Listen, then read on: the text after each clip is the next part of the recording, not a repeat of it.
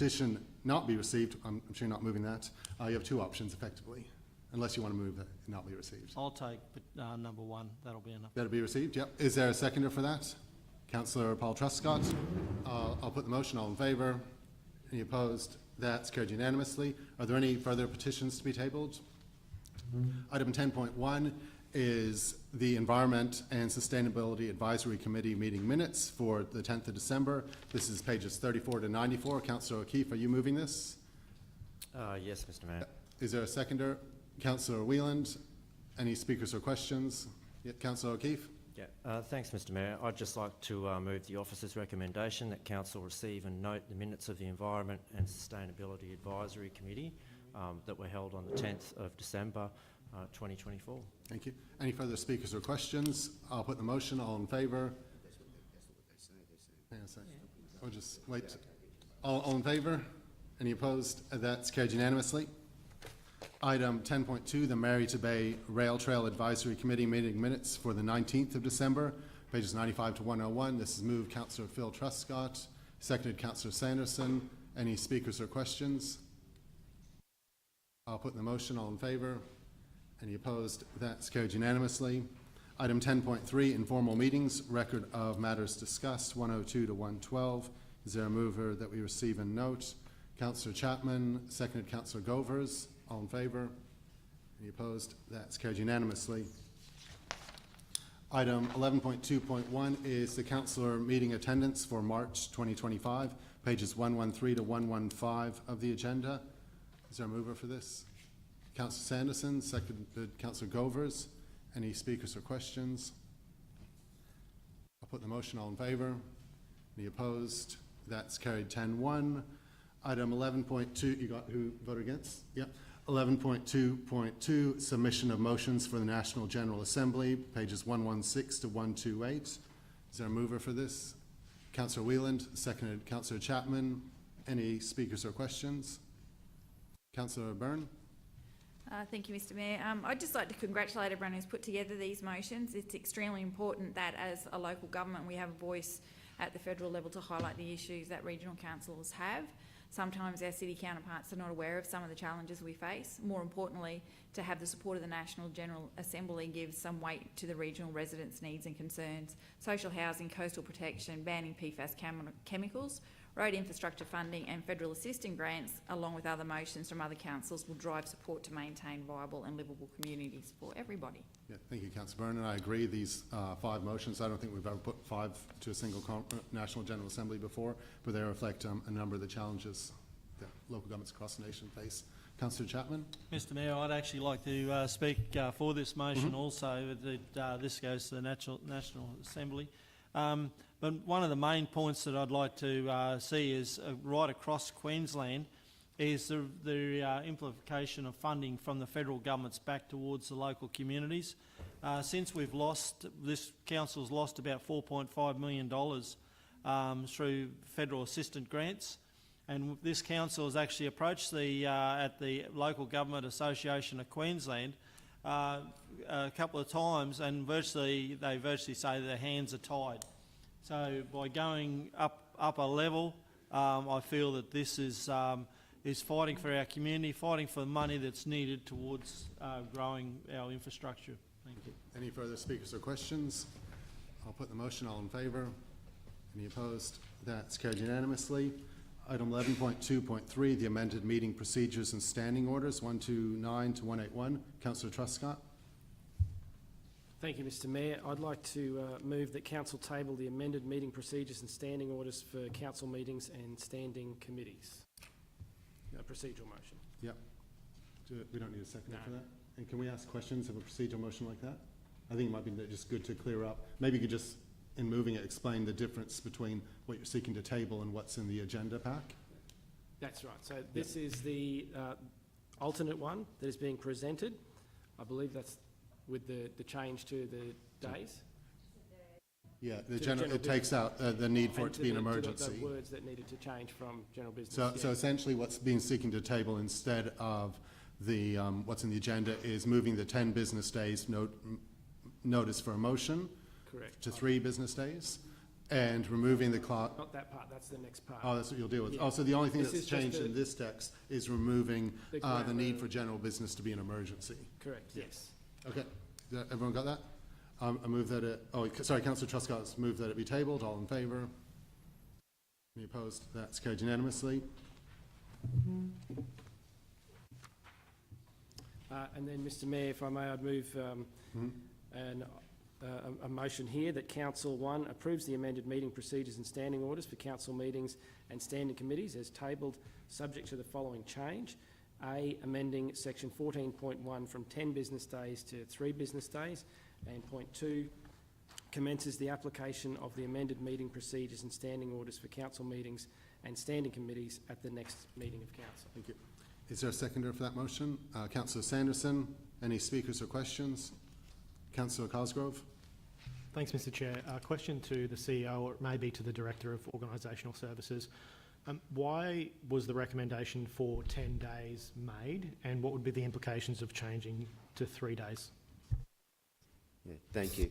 The recommendation for 10 days was to provide essentially the council and the community advance notice of motions that were going to be put up by councillors. It also allows officers to provide the response or information to councillors so that can have informed discussion and debate both at the agenda forum and also at the council meeting. Thank you. So, yeah, this curtails... If we change it to 3 days, or if it remains 10 rather, do we curtail a councillor's ability to raise a motion of an emergent nature? No, absolutely not. There's 2 options for motions of an emergent nature to be raised, and that one, they can ask the Mayor to raise it as a mayoral minute, or they can seek the permission of the council during general business to consider a motion. Thank you, Mr Chair. Could I foreshadow an alternate motion? Yep. To be debated if this one doesn't succeed, and that would be amending section 14.1 from 10 business days to 8 business days. Mm-hmm. Yep. Are you speaking against this as well? Yep. Yeah, well, Okay, yep. yeah, I think that it's very important that councillors get as much notice of each other's motions as possible, so that we can interrogate the issues properly. And the agenda forum, as we know, is a fantastic forum to do that in. Last week, I think we went, over 2 hours discussing all of these issues on the agenda today. And I just think it's, I understand that sometimes something pops up, and that's what general business is for.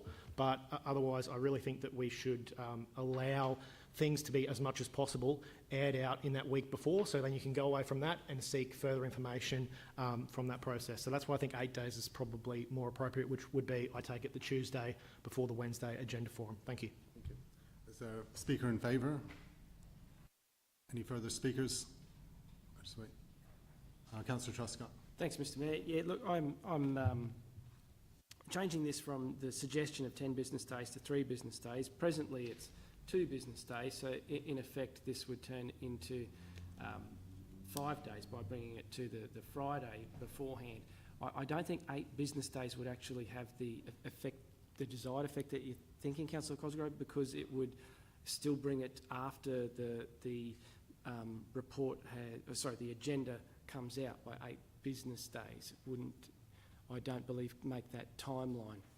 Looking at a calendar there, I could be wrong, but just from having a glance at it, I don't believe that date would line up, because it would be the Friday beforehand and the agenda has already come out before then.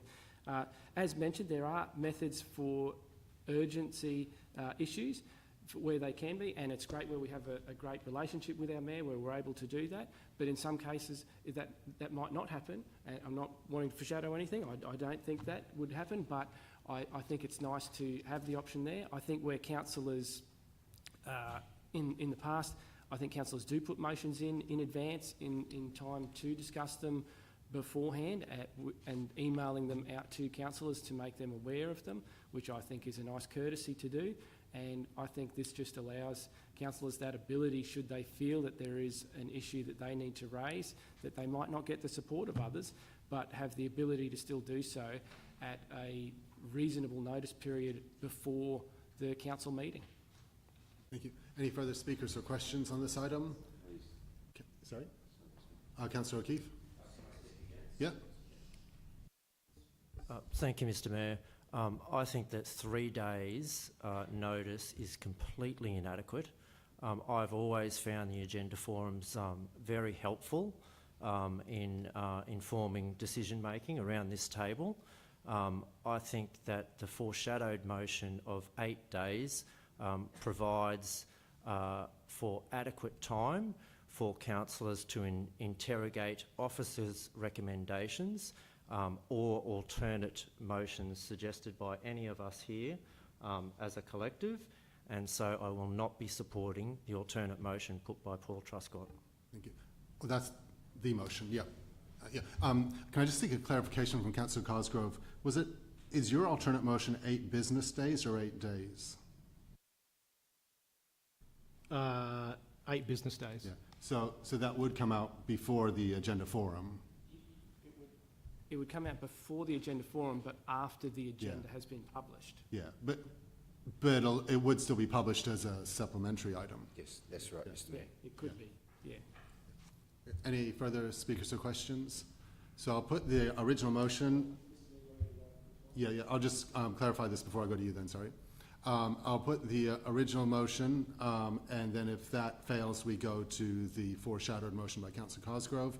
There were 2 speakers against, so you have a right of reply. Councillor Truscott. Thank you, Mr Mayor. Just briefly to say that, yeah, this is an increase on what we already have, which is 2 business days, so increasing it to 3 business days, bringing it beforehand. It was raised by Councillor O'Keefe about having officers' recommendations to be discussed as part of it. There aren't officers' recommendations when councillors put motions forward. They're from the councillor to put forward for discussion. They're councillors' motions, not officers' recommendations. They don't come into this equation. I'll put the motion. All in favour? 5. I think it's, yeah, 5 in favour. All opposed? That's 6. So that's lost. We'll go to the foreshadowed motion. Councillor Cosgrove. I don't wish to speak at this time. Thanks, Mayor. Are there any speakers or questions? So this is changing it. The current circumstance is 2 business days. This is changing it to 8 business days. I'll speak against if there's no speaker in favour first. I think that's too long. The entirety that I've been on council since 2012, and I've always viewed that general business should be as open as possible. 8 business days, I think, is, again, it doesn't impact on me. I can put it forward as a mayoral minute right now. But for as councillors, I think it's important that you can put forward motions in the manner that you choose. 3 business days, which includes the entire weekend. So 3 business days, which is what was just lost, would have been Friday 10 a.m. The existing circumstance, which has gone back as far as I remember, if there even was a requirement when I was elected, has been 2 business days. That's what I'd prefer. So I'll be voting against this. Are you voting? You're speaking in favour? Okay. Is there a speaker in favour? Just clarify what we're voting for. Mm-hmm. Now, well, because the motion which is before us. entirely the point of being able to interrogate it. Yeah, I can clarify. We have before us the actual standing orders that you'll see in front of you are slightly different to what's been tabled, because at general business, the requirement that it has to be an emergency or an urgent matter has quite rightly been taken out. I think that would have been a mistake. So what we're actually voting for is the standing orders with that slight change. At the moment, it says 10 business days. It's been amended to say 8 business days. And the entirety of the standing orders. We're adopting these standing orders. If this motion were to be lost, then I imagine would stay with the existing standing orders, which is 2 business days. There's mud? That's right. Yeah. So yeah, you're speaking against. Can I just ask if there's a speaker in favour first? Councillor Chapman. Thank you, Mr Mayor. I'm actually speaking against this, because look, we've actually got motions sitting here in front of us that have just been put up to us not long ago, and I feel that we're a changing group of with our community, and sometimes motions come up and you've got to get them acted on and got to get them through, get them out into the community for a community meeting, for the general meeting. So I actually think that I'm quite happy to see this motion lost and then go back to 2 business days and work away the way we've been working. So I feel that the way that it's been working since we've had these rules is working quite well. So to me, sometimes I think motions that you bring up in 8 days' time, a lot of the times the motion's talked about, it's turned around, and what you end up getting is you get something like this again. So I feel that I'd like to see that I will be voting against this. Thank you. Mr Mayor, can I just provide some clarification in relation to the comments that Councillor Chapman made? The amendment doesn't preclude councillors moving alternate motions 1 day in advance, 10 days in advance, alternate motions to councillors' recommendations, or even making alternate motions on business that's before council at the meeting. So all of these things aren't impacted by it. It's only where councillors want to raise motions of new business where the proposed standing orders are asking that they give notice so that when it comes before council, that officers can provide meaningful information and advice to help inform councillors making that decision. So it doesn't impact the document that you raise, because they're alternate motions which can be raised by council at any time, including immediately before the matter's decided. I clearly understand, Mr. CEO. Thank you. Any further speakers or questions? Councillor Truscott? I'm speaking against. Yep. Okay. Is that all right? Thank you, Mr Mayor. Just to briefly speak against, I gave reasons before, but just to clarify, I share the concerns that were raised by you, Mr Mayor. And to clarify again, this is not officers' recommendations we're dealing with. This is motions, new motions, as expressed by the CEO, that are put forward by councillors. I feel this is too restrictive. We've never had a need for this. It's never been abused. It's been in place since as long as I can remember. And I think that, it's quite restrictive for what councillors can do. I appreciate your generous offers, Mr Mayor, but I've been able to assist councillors putting forward mayoral minutes in a way of doing that, and it just seems like an unnecessary workaround to have to do that, and that's why I'll be voting against this. Any further speakers or questions? Councillor Cosgrove? Oh, no. No, you're reaching for your mouse. Councillor Farage? Just a question, I think, to the CEO. Will the adoption of 8 business days, in your opinion, impede in any way on a councillor raising a motion other than the timeline? I don't believe it will. Councillors still have the ability to raise a motion at the council meeting during general business, or they have the opportunity to ask the mayor to list the matter as a motion. Yep. Any further speakers or questions? Councillor Cosgrove? Yeah, I'll speak in favour, Mr Chair. Whilst this may curtail an individual councillor's ability to raise a motion at short notice, what it does allow for is the other 10 councillors or 9 councillors and the mayor to have the adequate time to interrogate the motion put forward by their colleagues. So whilst it may be a downside as an individual councillor, as a colleague of other councillors, it allows us more time to air out the motions that our colleagues are putting forward. Thank you. Thank you. Are there any further speakers or questions? So there's no foreshadowed motion, no backstop to this. So if this motion is lost, we go on to the next item of business and we continue to utilise the existing standard orders? That's right, Mr Mayor, and we would endeavour to engage councillors further before we bring the matter back. Do we have a seconder for it? Was there a seconder for this motion of Councillor Cosgrove's? Oh, because there was a foreshadowed motion. Yes, is there a seconder for it? Councillor Wheeland. I'll put the motion moved by Councillor Cosgrove, seconded Councillor Wheeland. All in favour? 3, 7. All opposed? 6. All opposed? 5. Okay. You got it? Thanks. Okay. Item 11.2.4, amended meeting procedures and standing orders, informal meetings, 182 to 218. Is there a mover for this? Councillor Phil Truscott. Is there a seconder? Councillor Byrne. Any speakers or questions? I'll put the motion. All in favour?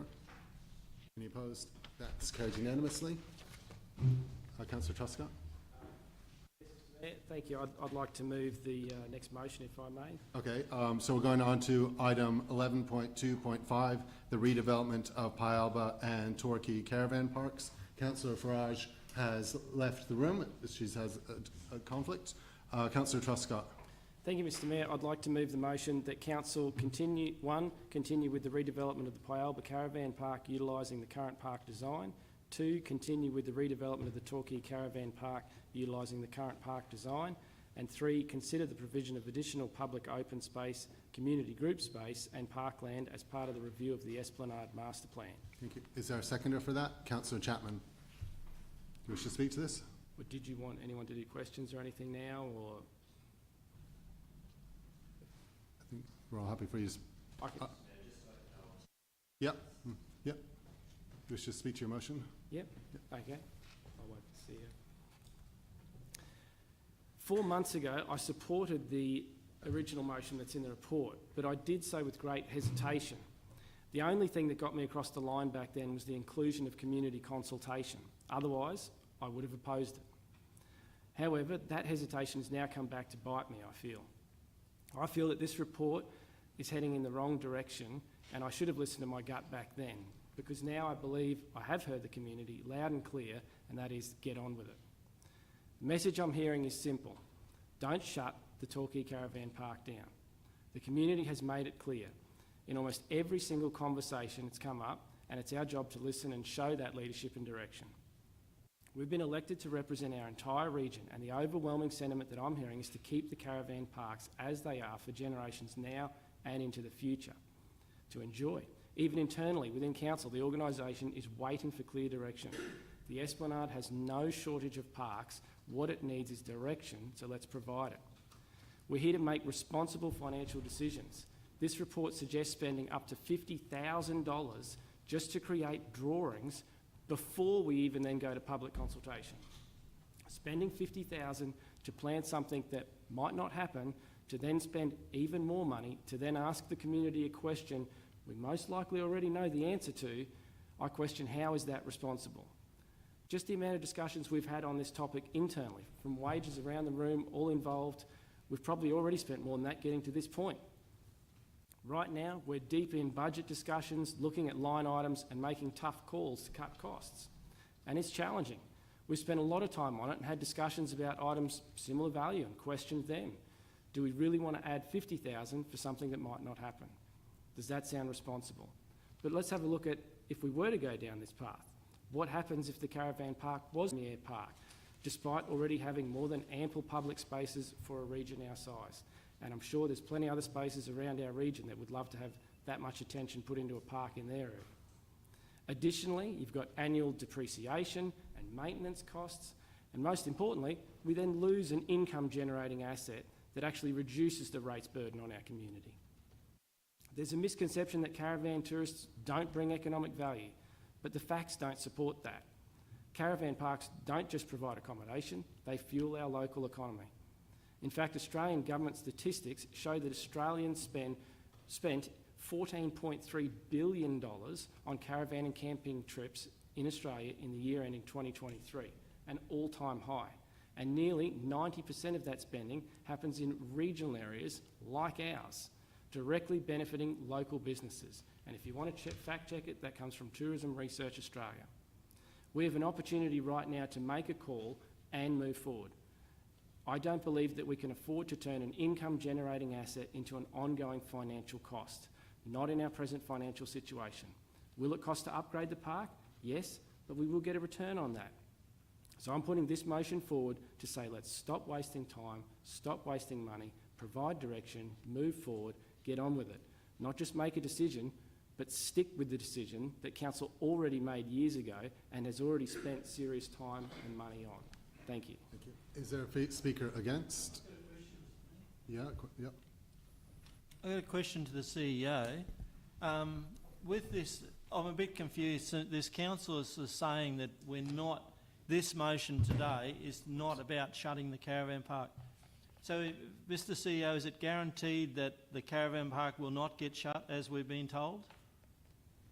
Well, that largely depends upon the decision that council makes.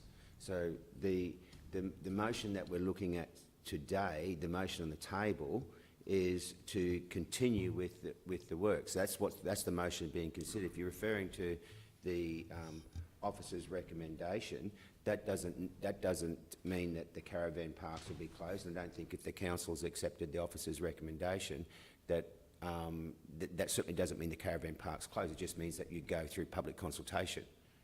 So, Mr Mayor... But definitively, the motion on the table at the moment is to continue to develop Pyalba and Torquay Caravan Park and seek to look for more public open space, community space and other space as part of the Esplanade Master Plan review. That's the motion that's on the That's on the motion table. that's been moved. Yeah. Yes. Yeah. So, Mr Mayor, I just asked the CEO another question. It says here that council has stated that this money that was actually sorted for in another motion was already budgeted for. So why is this motion being brought up? Which money, sorry? That motion that was actually on the books that was here. Well, I suppose we're talking about the motion. Yeah, there's Councillor Truscott has moved a motion and it's seconded by you, right? Yeah, seconded by me. Yes. Are you asking a question about the motion you seconded? Yeah, no, that's fine. Okay. Is there a speaker against? Yeah, a speaker against? Not at this time, Mr Mayor, but I would like to foreshadow an alternate motion. You might have questions now. Should I read that out? Yeah. So my foreshadow motion reads that council resume the redevelopment of the Pyalba Caravan Park utilising the current park design. 2, endorse the development of concept layout plans for the Torquay Caravan Park based on the 2 options outlined in this report with the following amendments to the proposal. 1, change the words key elements for layout plan development to options for consideration. 2, change option A to open space and delete the word natural from option A goal. 3, change the words design scope to only encompass the current Torquay Caravan Park land boundary to design scope to focus on current Torquay Caravan Park land, but reference connection to the Sea Scouts Hall and Sailing Club on either side of the land in both option A and B. Point 3, authorise the Chief Executive Officer to further engage with councillors to develop a community consultation program at the consult level as per the IAP2 public participation spectrum. 4, undertake community consultation to seek community feedback on the identified options for the Torquay Caravan Park. 5, be provided with a further report with the outcomes of the community consultation. I reserve my right to speak on this matter and ask questions. That motion's been foreshadowed. Is there a speaker against the original motion? Councillor O'Keefe? Yes.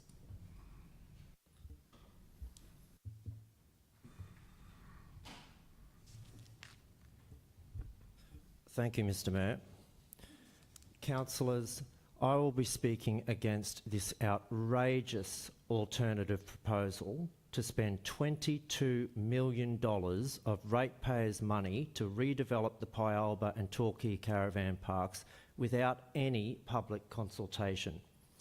Councillor Paul Truscott's motion accommodates for the wants of caravanners at the expense of residents, community groups and visitors who are being crowded out of the Hervey Bay Esplanade due to a lack of public space. Our community is desperately seeking more community space. Our community deserves to have access to more community space. Let them have their say. I have read all of the reports relating to the Esplanade, cover to cover. I have personally surveyed every part of the Esplanade. Staff have conducted numerous workshops relating to the Esplanade and have identified a lack of suitable sites for community activities along the Esplanade. There is no suitable beachfront land, like the reserved land at Torquay, that could be developed for community use. Councillor Paul Truscott's suggestion that staff go out and resurvey the Esplanade to find alternate parkland to develop demonstrates the level of understanding that he has on this subject. Yeah, can we keep, speak to the issue, speak to the motion? You've referred to the mover of the motion a couple of times and it doesn't benefit your cause. And it's Well, I'm referring to the mover because... You just refer to the motion. You're making insults that aren't accurate, mate. Councillors, at the ordinary meeting held on the 16th of October 2024, Council resolved to temporarily suspend any further work on the redevelopment of Pyalba and Torquay Caravan Parks. That was just 4 months ago. The intent of the resolution was made very clear, that Council, one, refer the proposed redevelopment of the Pyalba Caravan Park to the Chief Executive Officer to undertake further engagement with councillors to identify alternate lower cost redevelopment options for the consideration of Council. Point 2, refer the proposed redevelopment of the Torquay Caravan Park to the Chief Executive Officer to undertake further engagement with councillors to develop alternate use options for public consultation. Councillors supported this unanimously. We all agreed to this process moving forward. Councillors, our constituents have been patiently awaiting the outcome of these deliberations.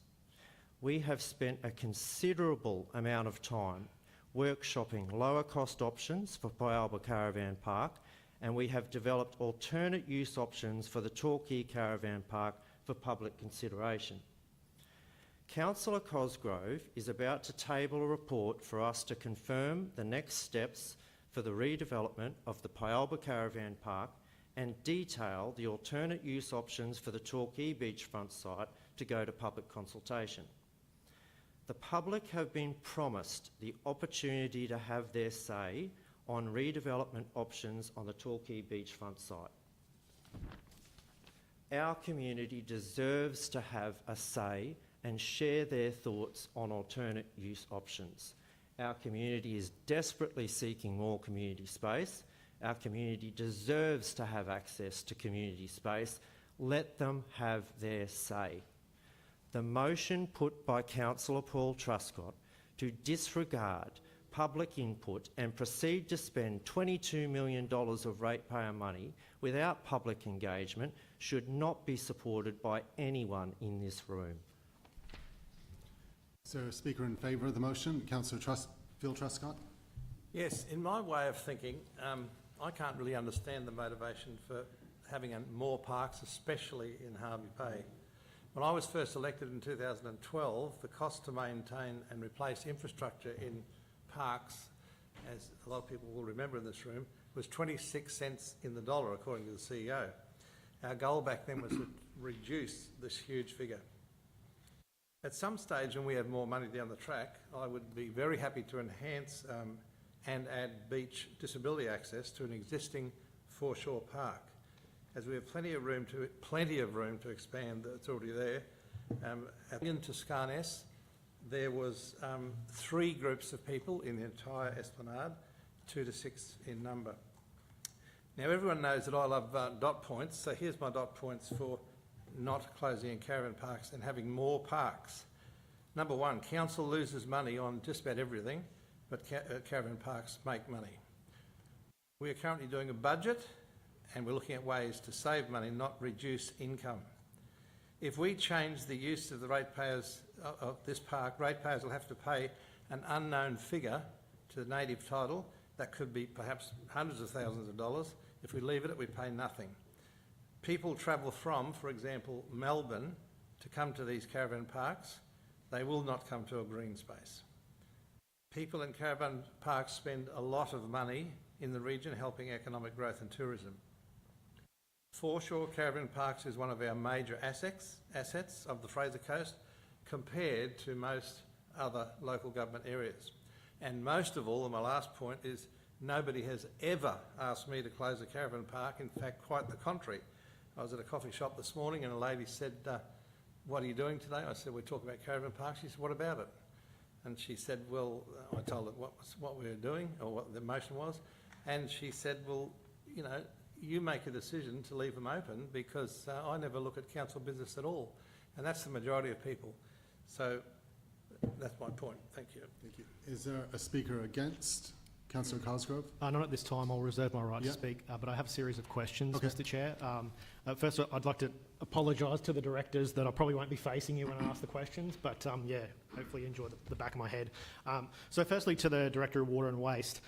Director, could you provide an example of a time where your directorate has used or is budgeted to use a consultant to assist in future planning, specifically where council does not have a clear direction as to what it might do? Yeah, thank you, Councillor, for the question. Just through you, Mr. Mayor. There are several reasons why we'd look to engage consultants. They can bring specialist capabilities that we don't have in-house. They can add additional resources to deliver projects we have for the year, or they can simply add benefit to particular projects. So 3 examples that I want to provide was, with regard to the recent water security strategy, we engaged the economist to work with the community panel to understand the particular cost implications of the infrastructure and non-infrastructure solutions. With regard to the referable dam review we're currently undertaking, that's a statutory review. We've engaged specialist dam engineers, and also the consultants we've brought back in have got IP with that particular project because they designed and constructed it initially. And finally, the benefit that consultants can actually bring with some of the major water and sewage infrastructure relates to just engagements that where the consultants have been brought in to undertake peer review. So, for example, we'll often bring in a consultant to ensure the community is receiving value for money based on process designs that they're undertaking, or just to review works that are being done. So, you know, coming back to that dam safety review, the actual statutory requirement requires a technical panel of consultants to be brought back in to provide and add value to the governance of that particular project. Thanks, Director. And could you outline the costs of those 3 projects which you've just spoken about in terms of consultant fees? Oh, thank you, Councillor. You can take it on notice and come back to me, that's fine. I'll move to the Director for Infrastructure Services. So same question to you, Director, and I would actually ask you to specifically speak about the Pyalba CBD placemaking strategy and specifically the cost of that strategy, which envisioned what the Pyalba CBD might look like. Thanks for the question, Councillor. Through you, Mr. Mayor. My directorate actually engage consultants on a wide range of matters to assist us in our planning work. Things like, we do traffic modelling, drainage modelling, asset capture. We use consultants using sophisticated technology, and on structural assessment matters on bridges. There's a raft of things, that we use on projects to assist us and basically informing us in our budget processes every year. In that question relating to the CBD master planning and placemaking, we use consultants on that project because of the expertise the consultants bring in guiding us and shaping the CBD for the future. So, that's been realised, or some of those work that has been used to inform our future budgets as well. So, just to go back to the question, we do use consultants on a wide range of things to help us with our planning work, to inform our budget process, and giving us professional advice on the best outcome for the community. Thank you. Thanks, Director. And just to clarify on the Pyalba placemaking, the consultant cost there was $200,000, is that right? I don't have the exact figure, but that sounds about right. Thank you, Director. Yep, great. Thank you. Yep. Thank you, Mr. Mayor. So just to respond, I referred to the Lentils Dam statutory referable dam review. So that's a project that the consultants undertaking that scope of work have been engaged for in excess of $900,000. A lot of the other engagements where they're contributing to strategy and future planning development, peer review, specialist economists and the like, that can range depending on the scope of services that they're providing, but anywhere from $20,000 to a couple of $100,000 depending on the scope of services and the project that they're actually working on. Thanks, Director. To the Director, Organisational Services, can I ask you the same question of your fellow directors, please? Thanks for the question, Councillor Cosgrove. Yes, it's certainly common in our directorate to leverage the expertise of consultants to sort of supplement our workforce and provide information on projects that we're working on. Most recently, we've engaged with council on some of the concepts for the redesign of the administration building options in Maryborough and also the library in Maryborough. We have spent between $35,000 for the admin building concepts, $70,000 for the library and design concepts of those buildings in the city, just to inform, I guess, a detailed assessment of the concepts and the building designs for the council's consideration. Thanks, Director. So just to confirm, there is consultant fees in your directorate being spent where council may not know what it wants to do on the issue. It might still be deciding. Is that right? Yes. So it aids in decision making. Is that correct? Yes, Councillor. Thank you. To the Director, Strategy, Community and Development, same question, and I'll focus in specifically where does council not have a clear direction as to what it might do, which is the second part of the question. Through you, Mr. Mayor. Very similar answers to my colleagues. It's very common in my directorate because a lot of the work we do is early work before we've determined decisions. So we engage consultants on population and demographic updates to provide information for council. Projects like the aquatics, master planning, the showgrounds master planning, the Esplanade master planning. All of those have involved consultant engagements. We use it, a lot of specialist consultants as well for heritage assessments, for environmental assessments, and everything from very small things. For instance, I'll shortly have a heritage assessment on the Scarness Rotunda, which will come to council, which is a couple of $1,000, through to major projects like the Esplanade master plan, which we're probably up around $500,000 in expenditure at this stage on consultants. Thanks, Director. As an example, we're currently doing a review on FCTE and looking at our relationship with FCTE. Do you know what the consultant cost of that is? Yeah, it's not overly significant, but I don't have the exact figure in front of me, but from memory it was about the 20 mark. Thank you, Director. Question to the CEO. CEO, why does Council not employ all of the staff required to complete every possible task and study that may be required in the course of Council conducting its business? The simple answer is it's cheaper and more cost effective to use contractors and consultants. We maintain a workforce for our normal operations, and we typically use contractors and consultants in three areas. One, where the nature of the work is short-term duration over and above our normal operations, where the work is of specialised nature and requires specialised skills and experience that we don't have, or where the nature of the work requires independent advice at arm's length of council. In these circumstances, it's much more cost effective to outsource the work than to try and provide those resources internally and have them underutilised. It would be unlikely that the council could recruit permanent specialised services if it doesn't have enough meaningful work that relates to the specialised skill set that the employee has. For example, it wouldn't make sense to hire a full-time building architect, demographer, urban designer or cybersecurity expert if there's not a full-time workload for them. So that's why we use those areas as consultants. And it's unlikely that even if we did recruit them, that those employees would stay if we can't give them meaningful and engaging work.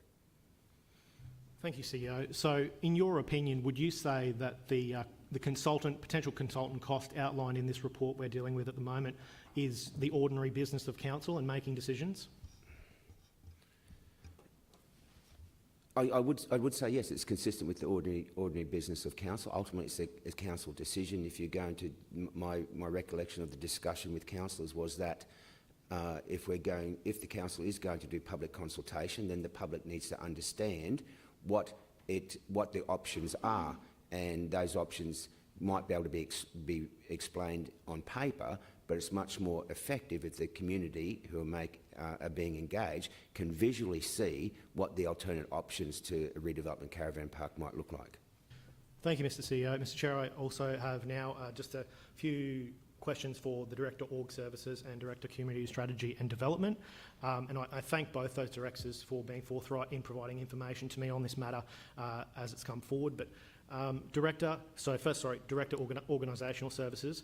Director, I understand there is strong demand from recreational water sports groups such as Harvey Bay Outriggers, Harvey Bay Red Dragon Boats and others to have appropriate facilities for storage of boats, equipment and the like at an Esplanade location. Is that correct? Yes, Councillor Croslow, through the chair, that's correct. We have I'm aware of at least 5 or 6 groups that have approached council over time looking for either expansion of or allocation of new space along the Esplanade to support their activities. And in total, I'm aware that we have around 39 community groups that are looking to council for accommodation or leased premises to support their activities. Thank you, Director. So that's a high level of demand. Could you comment on Council's current capacity to offer enough facilities to these groups via way of a lease? Yeah, thank you, Councillor Cosgrove. Through you, Mr Mayor, I think Councillor O'Keefe addressed it before. We have no land or premises available that's not occupied or leased or used along the Esplanade. The purposes of the reserve set aside on the Esplanade are for particular purposes that provide some restrictions and some constraints over how that can be used. So for the Esplanade land, the answer is no. For other land across the region, we have very limited options, and we're currently conducting a land audit to identify the land that we have and possibilities, so we can try to endeavour to address the needs of these community groups. Thank you, Director. One of the things I've sought information from you is on the total budget for the renovation of our 4 council-owned caravan parks. Can you confirm that across the 4 council-owned caravan parks we have spent or are planning to spend approximately $40 million?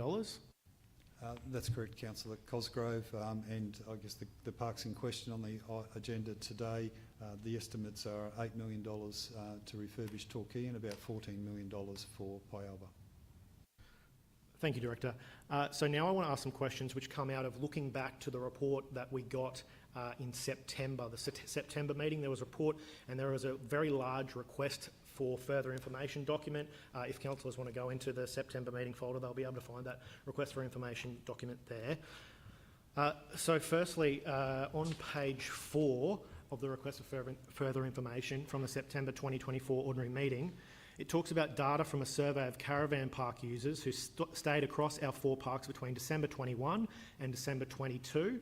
Of the 11,094 guests who stayed across the park, there were 1,900 respondents to the survey. I remember taking a statistics course at uni, and you're a numbers man. Can you confirm that 1,900 respondents is a statistically significant sample size?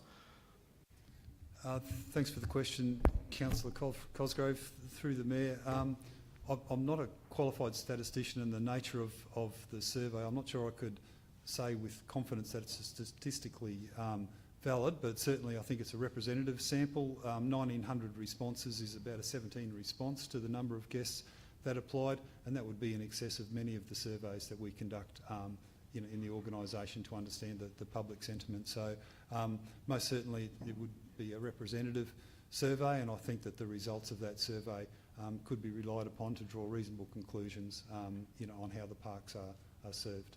Thank you, Director. So I'm going to outline some statistics, and I want you to correct me along the way if I've made a false assumption, and I'll ask at the end as well to reconfirm so I'm not misleading council on my interpretation of the data. Is that okay? Yes, Councillor. So page 4 there, can you confirm that according to the data, 46.4% of guests were in the 66 and older age bracket? Yes, Councillor, that's correct. Thank you. And it also says that the 46 to 65 age bracket is about 44.3% of respondents. Is that right? Yes, Councillor. Now, what it doesn't say there, and thank you for providing the full data to me, is that if you were to break down that 44.3% into its 2 component data sets, you would get a number for both the 46 to 45 age bracket and the 56 to 65 age bracket. Is that right?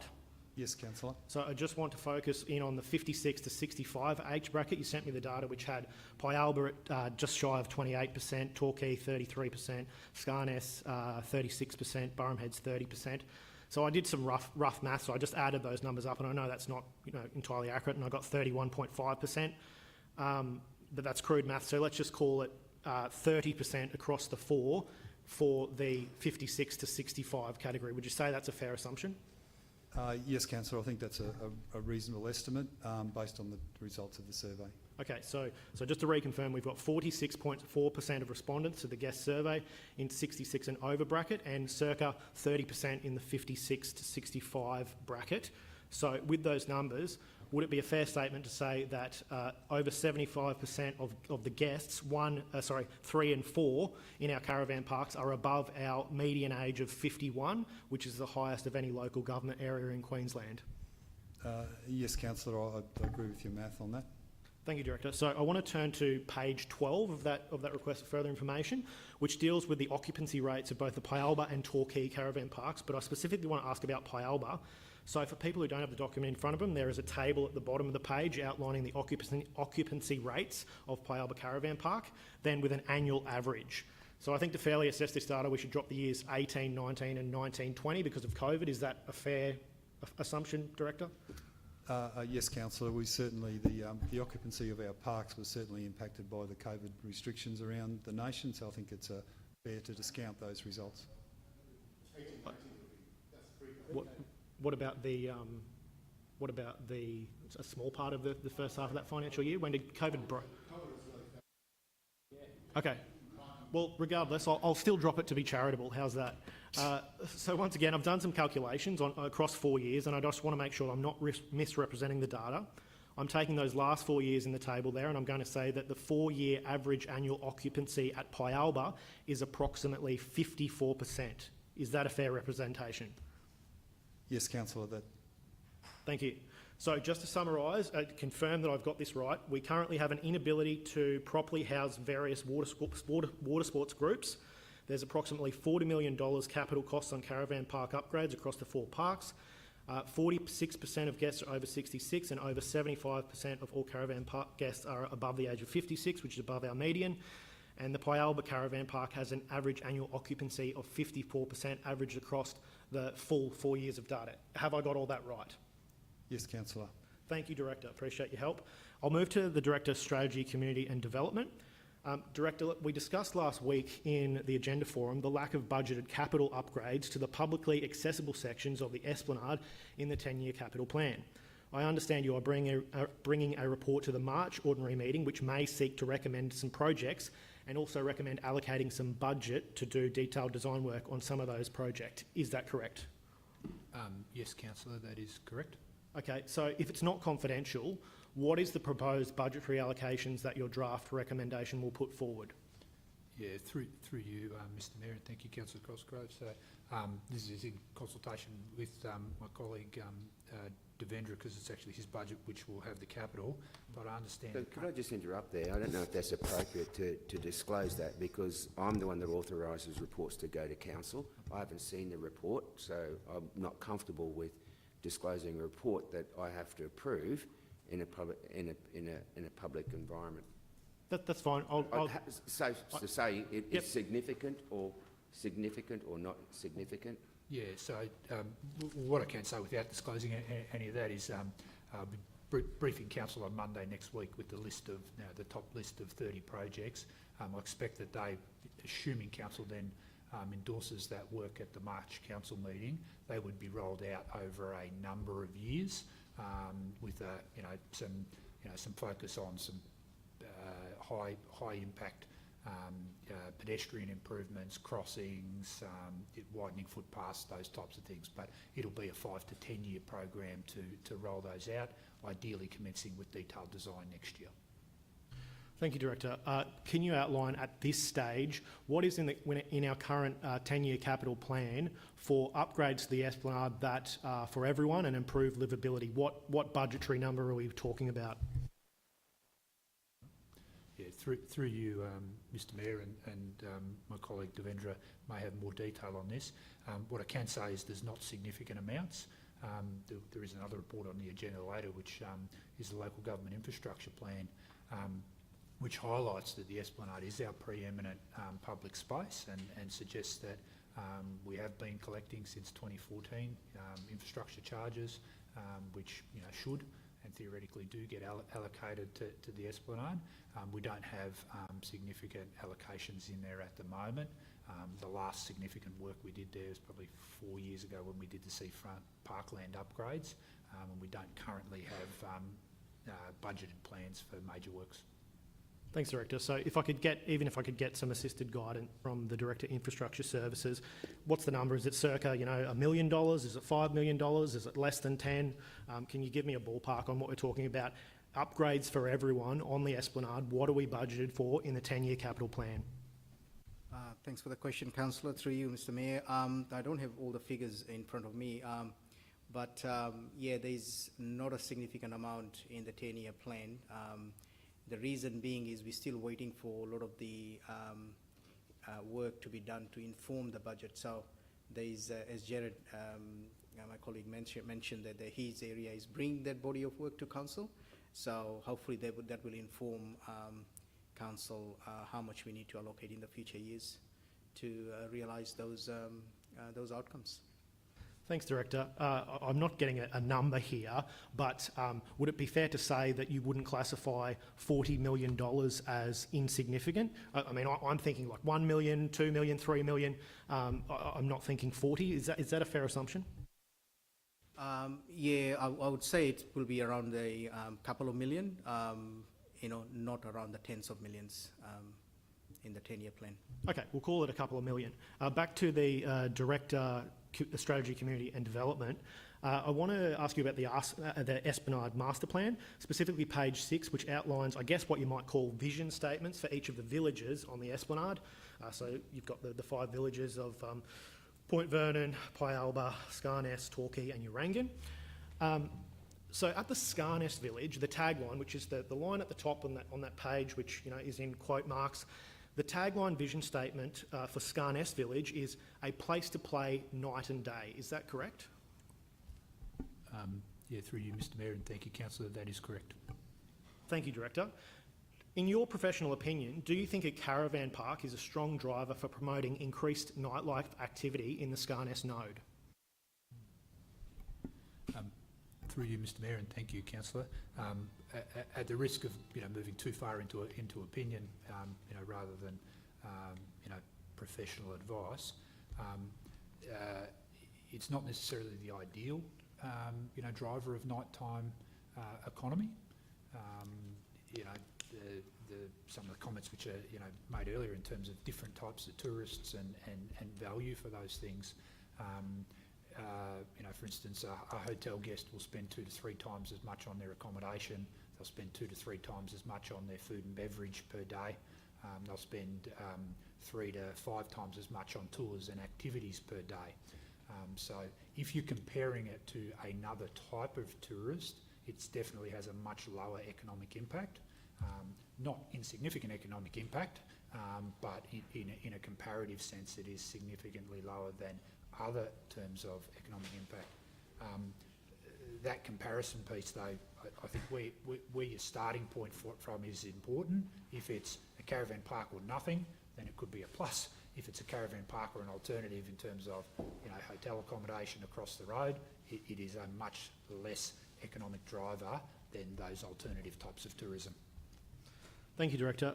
So it's possible there that we may not fully realise the vision for the Scarness village. Would you say that's a reasonable statement? Through you, Mr. Mayor, I think when we look at the Esplanade Master Plan, we need to, and the vision statements, noting that they're not adopted at this stage. So I should say they're draft, visions at this stage. It's been an iterative process which has been going since 2019, and I think the detailed deliberative democracy process which was undertaken in 2019, which had 40-odd residents from all 10 divisions of the Fraser Coast, shows the challenge that we're actually confronting today, because what came out of that detailed community consultation was that people loved everything that was on the Esplanade and they wanted more of everything that is on the Esplanade. It seems like a big space with 16.8 kilometres of of space, but it is actually a very highly constrained space, and the community are asking for more parklands, more parking, more wider footpaths, more places to recreate, to do things with kids.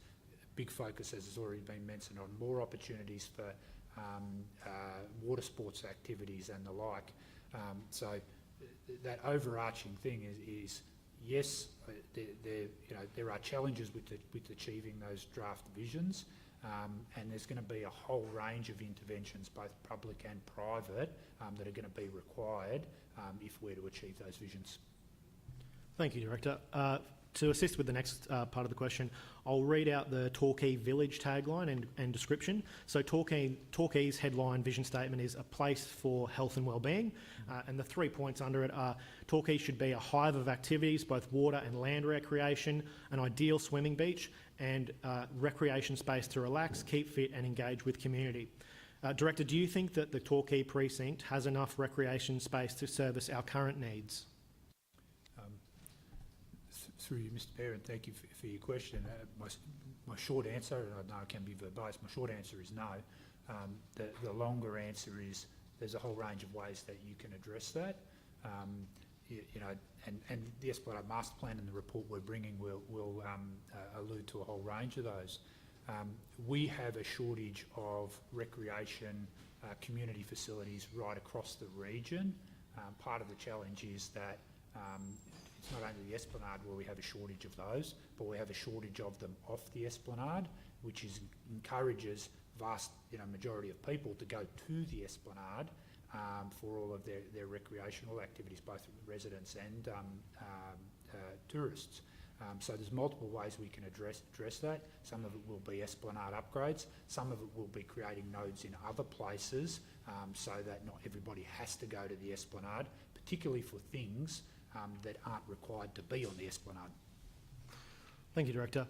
So, that was about our current needs, so I think the next question probably answers itself, but do you think the Torquay precinct has enough recreation space to service our predicted population growth, as well as the potential vast increase in tourist activity in the Torquay node, should the approved development, commonly nicknamed the Sheraton, proceed through to build and completion? Through you again, Mr Mayor, and thank you, Councillor Cosgrove. It's a nuanced and complicated question. Again, the simple answer is no, but the more complicated answer is there's lots of ways we can address that, and how we do that. Some of that will be private realm, which that development may contribute to. Some of it will be public realm. As I said, it's contested space. We had someone earlier today talking about the challenges of locating beach volleyball. We have challenges with the markets wanting to expand in places.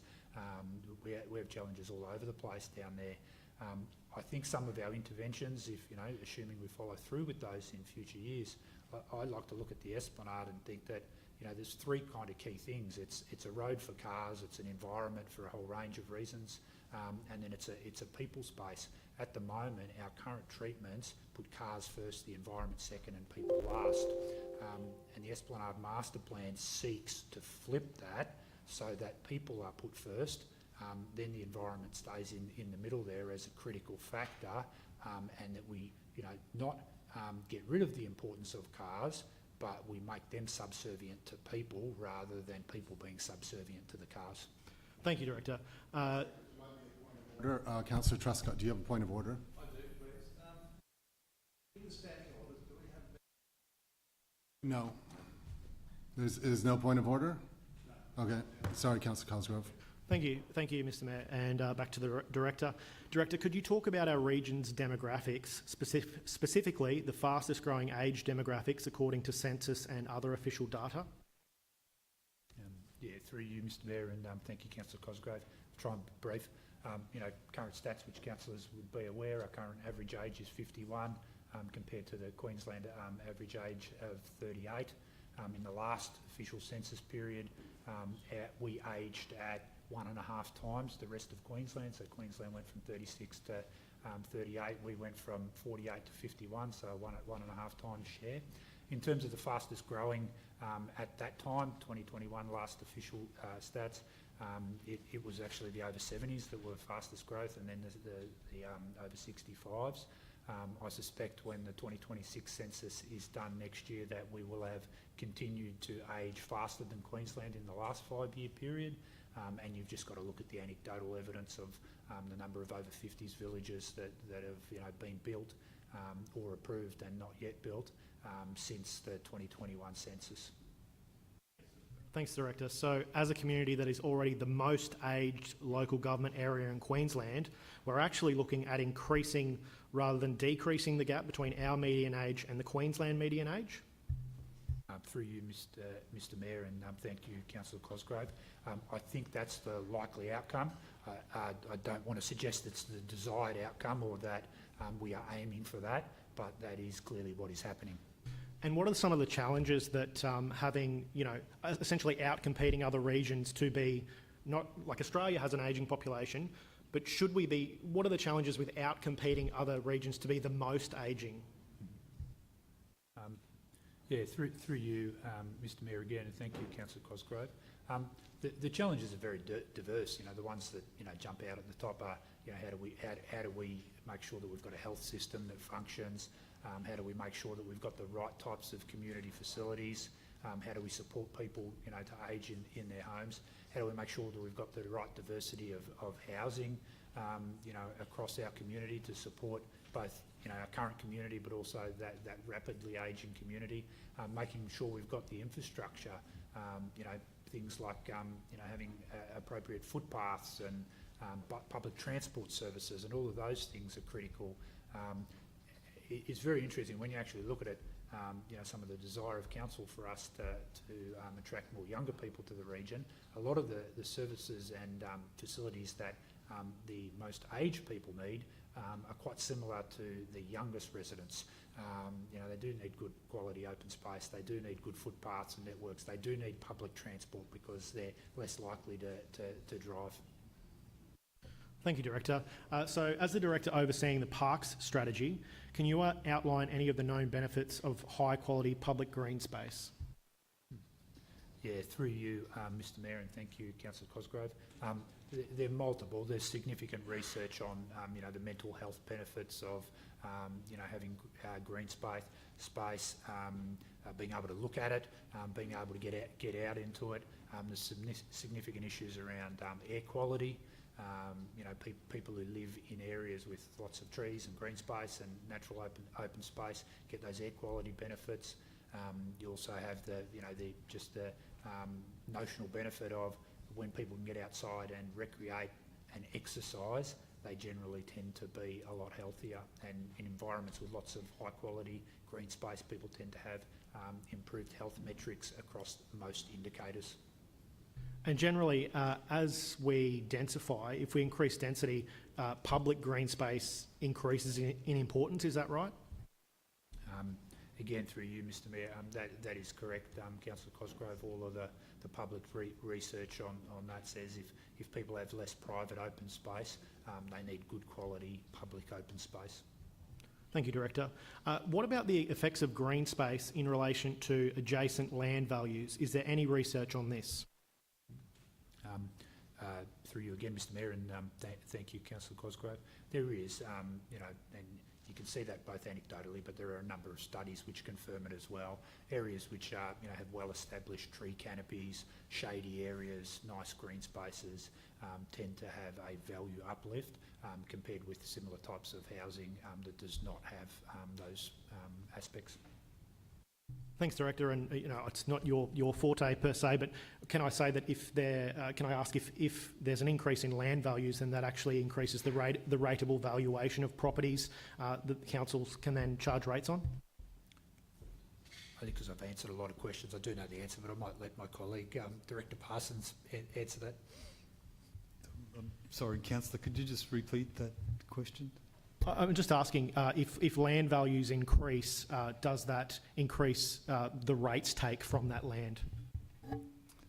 It's a rather complex question, but I guess in broad terms, if rates in the dollar don't change and the land values increase, councillors' rates will increase. Council has a range of policies in place to manage the increase in rates, and we certainly review the impact of valuation increases in our budget deliberations with council each year to determine the level of rates we collected. So I guess in a raw mathematical equation, yes it does, but setting the rates is a complex process that we spend many hours with council analysing the data and informing that decision. Thanks, Director. Mr Chair, sorry, if Councillor Truscott wants to call. Councillor Paul-Truscott, you've spoken already. Are you raising a question? A question, yeah. I was going to thank you, Councillor Cosgrove, for your questions. This one might be to the CEO, I guess. So we have, with concept plans, they are a normal business of council, like asking contractors to get concept plans. But are they, they're generally, would you think, in your opinion, generally related to the field that they are in? Like, we do a concept plan, we get a consultant for a concept plan on the aquatic centre. Are they going to do one about putting a pound there, or do it about getting looking at the aquatic centre? So I think you're asking what sort of skills and qualifications would a consultant, what would the consultant have that we would engage for that $50,000? So we would expect that they would have to use their expertise in parks planning and parks master planning to come up with a concept based on option A and B that's been included in the officer's report and the amended and the proposed amended resolution, that they would have expertise in that field, and then there'd also have to be somebody that would be able to convert those plans into design concepts, designs that we could engage with the community. So it may involve people with different expertise. So someone in terms of parks planning, and someone in terms of being able to turn that master planning exercise into graphics to allow community consultation. Yeah, so it's normally relatable though, yeah. Another question I've got though is, we heard before that the community haven't had any say on this, but in your experience, have you found that the community have had their say on this topic before? I think the only level of community engagement that's been had is through the Esplanade master plan. And would you think that the community had their say in that 2019 Harvey Bay Esplanade Community Panel report through the deliberative democracy? And I believe they did, but I see that the Director of Organisational Services is indicating he'd like to respond to that. Yeah, thanks, Mr. CEO. Through you, Mr. Mayor. Certainly, I'm aware in the deliberative democracy process that my colleague referred to earlier, there was a reference to the caravan parks continuing, and the position of that deliberative democracy process was that caravan parks remain and be redeveloped, but council has also considered the master planning of the parks, and each of the master plans for the parks as they were developed were subject to community consultation before they were endorsed by council, and subsequently budgets were set aside for the development of those. So just to be, I guess, clear on the nature of that consultation, the community wasn't asked whether or not it would like a caravan park developed on those sites, but if we were to redevelop the caravan parks, provide feedback on the concept designs for the redevelopment of the parks. so just to clarify though, that there has been community involvement, they have had a say, and their say was to modernise the Torquay Caravan Park. Is that correct? Right. I think that's a fair assessment, councillor, yes. That's what's in the document, so, yeah. Councillor Cosgrove? Yeah, I'll just finish my series of questions, if that's okay. There's only a few more. So back to the Director of Community Strategy and Development. We've seen some recently completed urban renewal redevelopment recently across from Pier Park, with further works planned to redevelop the old Sporties building. In your professional judgment, would these developments, one, have achieved the same sale prices had Pier Park been a fenced-off caravan park, and two, do you think these developments would have occurred at all if that was the case? Through you, Mr. Mayor, and thank you, Councillor Cosgrove. Firstly, I'd say a lot of things go into the development feasibility of individual sites, everything from purchase prices, what's currently there and the like. And both of those sites were undeveloped for a significant time until the market was at a point where it could attract those. Prior to those townhouses going in there, an average for a similar type of product across the Fraser coast was about 6,000 a square metre. They achieved record rates at over 10,000 a square metre for those. And I think it would be fair to say that the public amenity, the green space across the road, the restaurants nearby, the pier precinct, would be a key contributor to those properties achieving values which were 40% plus above what was being achieved in the market. Thank you, Director. So the Torquay Caravan Park runs most of the distance between Fraser Street and Max Road on the Esplanade. Do you think that the redevelopment potential of these sites would be better or worse if that parcel of land became a public parkland versus the status quo of a caravan park? through you, Mr Mayor, and thank you, Councillor Cosgrove. With that proviso, again, that a lot of things go into developers doing their feasibility assessments. I've had many local developers who tell me that that is an area they would avoid because of the caravan parks are there, and that they believe they would be much more valuable as redevelopment sites if a caravan park wasn't there. It's not necessarily a reason to not have a caravan park there, but that's their view. Thank you, and I'll just pivot to the Director Org Services. Director, if we were to build out that whole block to code accessible heights, would you describe the increase in rates from that block as being significant? Councillor, the block is in across the road from the Torquay Caravan Park? Yeah, between Fraser Street and Max Road. If that all was built out to code accessible heights, would the rates increase be significant, possibly even as much as the earnings of the Torquay Caravan Park?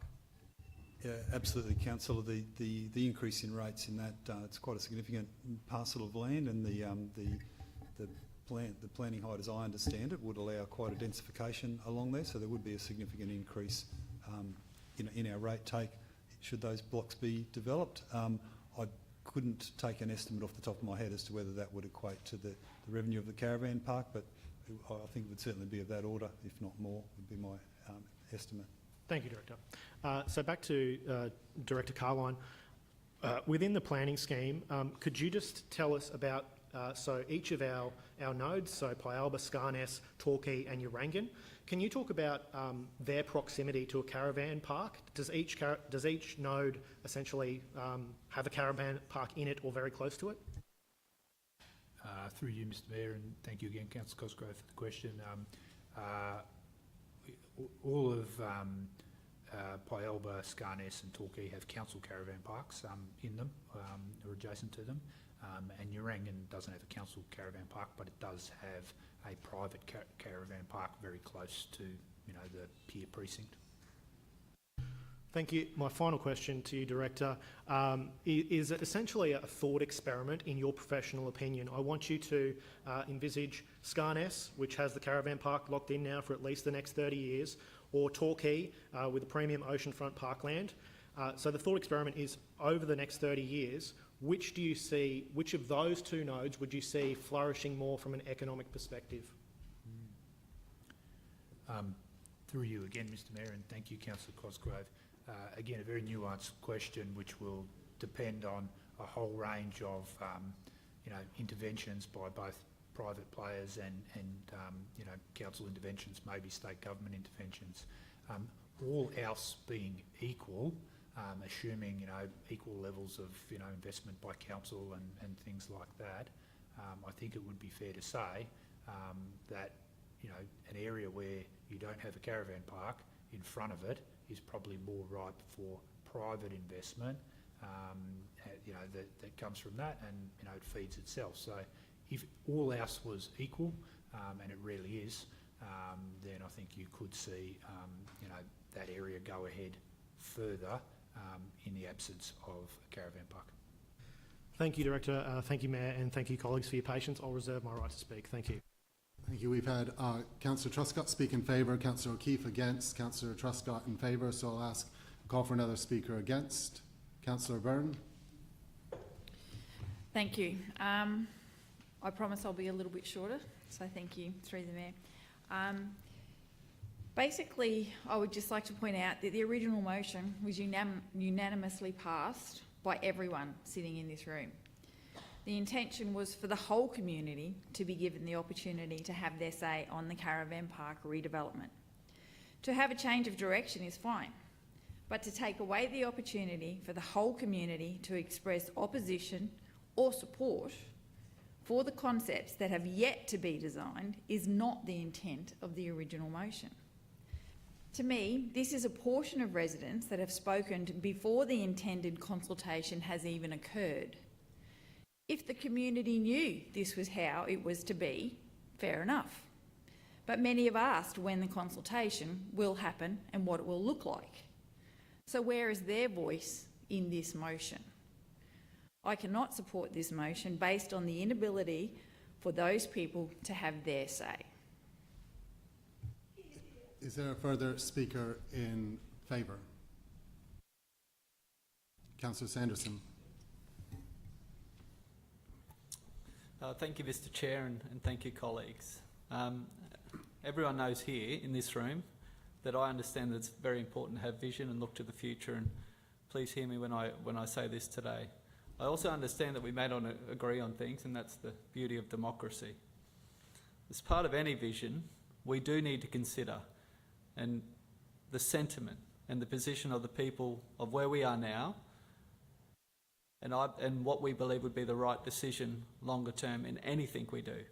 That's actually part of the legal requirements for us to fulfil. Councillor Truscott's motion, his alternate motion, addresses what I believe we're all trying to achieve, and that's looking for new green space to possibly activate and keeping our caravan parks operating. And that's what I encourage us to do. Let's proceed that way. We don't need to do anything where the Torquay Caravan Park is, and if budget is a large factor at play, we decrease the spending on those parks.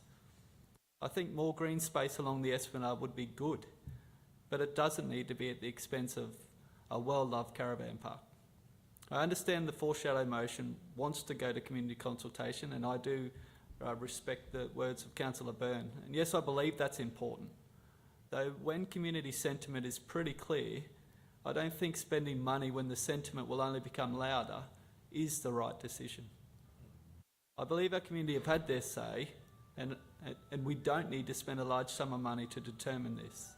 The question I ask myself, and one I think we'll all ask ourselves, is long-term and overarching, are these caravan parks part of the fabric of our region? I believe yes. So I just ask us to continue the way we are, as Deputy Mayor has proposed, but look at another area along the Esplanade for the activation of green space, which I believe is a win-win for our whole community. Thank you, Mr. Mayor. Are there any further speakers against? Councillor Whelan, do you have a point of order? Okay, I'll call upon Councillor Whelan first. Councillor Whelan. Yeah, thank you, Mr. Mayor. But firstly, can I speak and ask questions at the end? Is that okay? Thank you.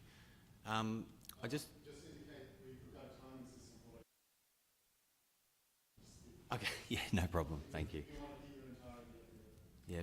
Yeah, no, thank you. Firstly, I'd like to point out that we keep mentioning $50,000. The estimate is 25 to 50. So I just want to make that clear. I'll start by speaking that we previously allocated our consultation funds across all directorates within our operational budget, which was the appropriate and opportune time to make responsible adjustments and savings. However, now that we're in the implementation stage, it's essential that we prioritise using those funds for community engagement. Cutting community consultation at this stage will be counteracting the original motion. Fortunately, our community can be reassured that we've already made significant reductions in the consultation costs, far exceeding this amount during the budget process.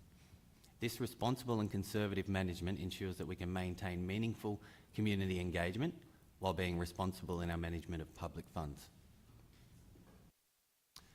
Our region is experiencing rapid population growth, with projections indicating that we will add the equivalent of Maryborough's entire 2021 census population every 9 to 10 years, primarily driven by the migration to Hervey Bay. This motion has far-reaching implications, effectively locking in the use of this space for potentially the next 30 years, without affording our community the opportunity to provide input. It's essential that we prioritise community consultation to ensure that this decision aligns with the needs and aspirations of our growing population. While some of my colleagues have received feedback suggesting people would like to retain the caravan park, my own experience and interactions with the communities paint a different picture. As a regular attendee at local sports trainings with my children and social events with other families with young children, I've had numerous conversations with people who are enthusiastic about the proposed changes, so it's essential that we provide a platform for these voices to be heard also, rather than relying solely on anecdotal evidence. I'd also just like to point out in Councillor Paul Truscott's speech before that the impression was given that we wouldn't face any native title challenges if we just went with the status quo. So I'd like to now ask a question, please, if I can, Mr. Mayor. For the interest of transparency, what are the impacts of native title on the redevelopment of Torquay, as we saw an impact on the Scarness redevelopment. Not sure which director, So, anyone's. if I can just talk to that, I don't think there's native title implications in the redevelopment of Scarness on Torquay Caravan Park if it was redeveloped. There are duty of care guidelines that is separate to native title obligations. So duty of care guidelines requires us to engage with the traditional owners, the Bachelor people, and the registered body corporate, Buntac, and develop a cultural heritage plan to make sure that we don't damage or and are able to preserve any, identify, preserve and maintain anything of cultural significance. Okay. Is it true that we lost sites at Scarness along the foreshore? No, it's not true. We didn't lose sites at Scarness. I think the major issue with Scarness wasn't in relation to the loss of sites wasn't in relation to native title. There were some sites there. There was, I think, a number of trees that were culturally significant where we couldn't put structures on, but the significant reduction of sites at Scarness mainly related to the former caravan park extending outside its boundary. But I'll just that's yeah. So we've just moved back off the encroachment, essentially. We encroached into state government. We encroached outside our boundary, but there were some areas of cultural significance. I think there was a number of pine trees that were culturally significant, and we didn't build there. And during the cultural heritage survey that we undertook, we also made a commitment to preserve a number of trees that Buntac thought were culturally significant, but I don't think they necessarily made an impact on the total number of lots, those individual trees. It's just required a reconfiguration. And just further to that, are we encroaching at Torquay as well in the same way? Do we know? I defer to the director on that one. Just for my own clarity, that's all I've done. Yeah, thanks for the question, Councillor Whelan, through the chair. No, the title boundary at Torquay is different. Whilst I think there was a marginal bit of encroachment, it certainly hasn't had the same impact on the number of sites. But the new designs of the caravan park are much larger to suit the more modern, larger vans that people seem to be using. So there are still fewer sites in the redeveloped Torquay than there were in the old park. Thank you, Director. Next question. Councillor Paul Truscott mentioned depreciation on the parkland if we convert it. In the interest of transparency, can I ask what the depreciation cost, just ballpark, difference between a parkland, even a premium parkland with more infrastructure than a normal parkland, versus our infrastructure in a caravan park? So we'd... Asking, is the value of a new caravan park more than As a in premium the parkland, and so with the depreciation, depreciation that we then have to buy every year, which would be the greater? Yes. I would expect the depreciation of a caravan park would be greater than depreciation of a parkland, principally because of the significant investment that you know, $8 million for a caravan park redevelopment versus a couple of million perhaps for a parkland. The challenge is that they probably have different lives. So we'd have to take that on notice if you want some level of accuracy. So most of the caravan parks infrastructure might have a 30, 40, 50-year life, you know, in terms of the drainage, the roads, the conduits, whereas our parks, I would expect our playground equipment may only have a life of perhaps 10 or 15. So that shorter life accelerates the depreciation expense. So I can't give you a definitive answer. No, thank you, that's okay. And just finally, one last question. What are the challenges we would face if we had to clear trees and habitat to create a new green space? Whichever director would be happy. There would be challenges in terms of cultural heritage management. So then the clearing of trees and green space there may be trees of cultural significance there. I'm not sure. Clearing of trees, there would be environmental approvals that potentially would be required.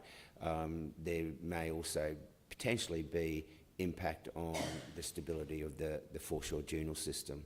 They're the ones that come to my immediate mind, unless another director has others that they think should be mentioned. Right, thank you. Your questions? Yes, thank you, Mr. So we've had, do you have a question, Councillor Chapman? Yep. Mr. Mayor, I'd like to ask a question to the Director of Finance. The Torquay Caravan Park, what is it for our revenue? That number is subject to change when Council establishes the new fees. So if it's refurbished as like the Scarness, could we look at our fees to get more revenue for the community? Yes, councillor. The approach we've taken with the redeveloped parks to date is that we have increased the fees for the redeveloped parks compared to the parks with the old end-of-life and rundown infrastructure. So certainly we can expect that revenue to increase. So say if we don't go ahead with the Torquay Caravan Park and put say the dragon boats and those people on those site, what revenue do we? How much was it? Would the lease be? What is our common lease out to community groups per year in revenue return? Thanks for the question, councillor Chapman. Our community leases are what's commonly referred to a peppercorn lease. So there's a figure of $1 if asked in the leases, but effectively, councillor, we collect no money from our community groups for the leases of council facilities. Okay, and there was a statement here to say that the consultancy fees are $25,000 to $50,000. Is that in the budget already, or is that why this motion has come back to council? We don't have a specific allocation for that, councillor Chapman. It wasn't identified as a project when we established the budget, but we'll be working within our budget allocations, and we'll look to sort of identify savings and shuffle expenditure to deliver on that project. So that fee of, say, if it was $50,000 is not in the budget. That's why the motion's here at the moment.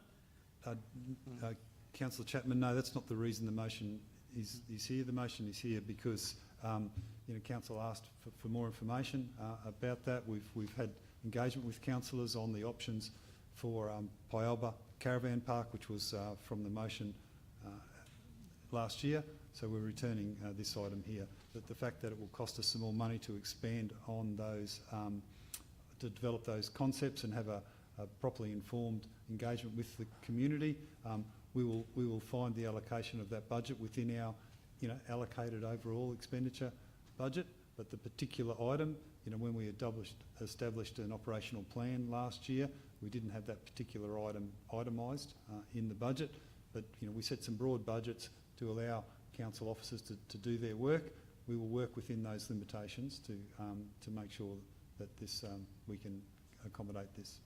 So if I could just summarise it, that 25 to 50,000 can be accommodated in our consultants' budget across the whole of the organisation. Yes. Okay. Put it in there. Thank you. Last speaker was against. Is there a speaker in favour or a question? Mr. Mayor, I'd actually like to speak for it. Okay, a speaker. You can go first. You can go. Okay, Councillor Wheeland. Yeah, just a question for the Director, Director Parsons. The revenue is stated was it 1.1 million? Yes, councillor. Okay, just for clarity, what portion of that is actual return profit rather than just total revenue? Thank you for the question, Councillor Whelan. Through you, Mr. Mayor, $568,000 was the profit from Torquay. Thank you. So the 1.1 is the turnover. 1.1 is the revenue. Yes. Thank you, so the 5.6 is perhaps the more relevant. 568. 506. Sorry, the 560,000 is perhaps more relevant to where all the questions are going. Yes. Excuse me, Thank question. Yeah, Councillor Chapman. That 560,000 you're talking about as revenue that comes back to the community, is that including the rates? There was $185,000 worth of rates that actually come back to the council outside of that also. So that takes it to around about $760,000 as a document. Can I get that confirmed, please? I'll just seek confirmation from my executive manager. Yes, that includes the rates. He's asking, does that fall within the expenses between Yes, 1 my million understanding within that's that? So if you include the rates that we're paying to ourselves, it's 100 and that they're paying. something more. Yeah, so it's 760,000. Or the document the CEO sent out the other day isn't correct. Yes, councillor. Sorry, I misunderstood the question. That's correct. Thank you. Okay, Councillor Chapman, you're speaking in favour. Thank you, Mr. Mayor. Mr. Mayor, I'm very confused here. One minute we're talking, we had public consultation the other day, and I see Mrs Taylor here, and she asked the question, were we looking at closing the Torquay Caravan Park? And the answer that feedback we got was, I wasn't even at the meeting, but the feedback I got was, no, we're not. Now we're talking about doing a plan of $50,000 and then putting that out to the community to talk about doing parkland. Doing parkland to actually benefit the developers across the road to give their properties value. Now, we've got to come clean with the community and be honest here, councillors. Closing the beachfront caravan park near Torquay community and turning it into parkland could have several negative impacts. Here are the key reasons why council should reconsider such a decision. Loss of tourism. Tourism bring a lot of money to our community. There is the documents, the receipts for the last 2 weeks of $30,000. Might be a point of order. What's the point of order? Well, you can't bring props into the It's not a prop. conversation. I mean, that's just I'd like to ridiculous. pass it on to the mayor. You can. You could ask to table that bundle and would have to vote on it. Okay. Are you moving that you table that bundle of documents in that envelope? No, I'm happy there, Mr. Mayor. I'd just like to show that the collection of the last 2 weeks was $30,000 worth of revenue that come into our community. There was an invoice in there for about $4,000 for Prouds, the jewellers. There was Salvation Army. There was receipts in there for them. There was fuel. But what I'm saying is where these people go and buy things is where we've got young people working. We have got to find jobs for our young people in our community. And this is what we've got to be able to look after our ratepayers with the revenue coming in. We've got to look after our employees. Tourism attraction. Torquay is a popular destination, and the beachfront caravan park is a key draw for tourists, particularly those seeking affordable accommodation. The park generates substantial tourism-related revenue from the local economy, including local shops, restaurants and other services. Impact on local businesses. Many local businesses rely on the influx of visitors who stay at caravan parks. Its closure could lead to reduced foot traffic and sales, affecting local jobs and the vitality of the area's economy. Affordable accommodation, which is budget-friendly options. A caravan park provides affordable accommodation for families, backpackers, tourists on a budget, and even young singles. By removing these options, the council could make Torquay less accessible to a wider range of visitors, particularly those who cannot afford more expensive hotels and resorts. Increase pressure on other accommodation. The closure could place additional demand on our other seafront accommodation that council owns. And it also put pressure on many more expensive, further priced out of budget concession visitors. Community engagement and recreation. Public access to the beach.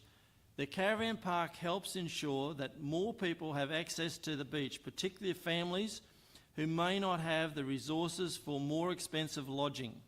Replacing it with parkland might not provide the same level of accessibility or recreation benefits, especially for large groups and those seeking extended stays.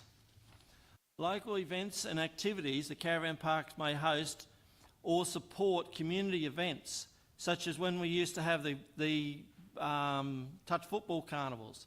People used to bring their caravans and stay in our caravan parks because of the shortage of accommodation. Bringing people together for socials, culturally or environmental activities. Removing this space could diminish opportunities for such events and limited community engagement. Loss of employment. Job losses. A caravan park provides direct and indirect employment to a number of people, including park managers, cleaners, maintenance workers and hospitality staff. The closure could lead to job losses which would negatively impact the local workforce and economy. Impact on seasonal jobs, as Torquay, being a seasonal tourist destination, relies on temporary workers during peak times The caravan park plays a role in providing accommodation for those seasonal workers supporting local business that depend on this workforce. The pressures on other parks for public space increase crowding.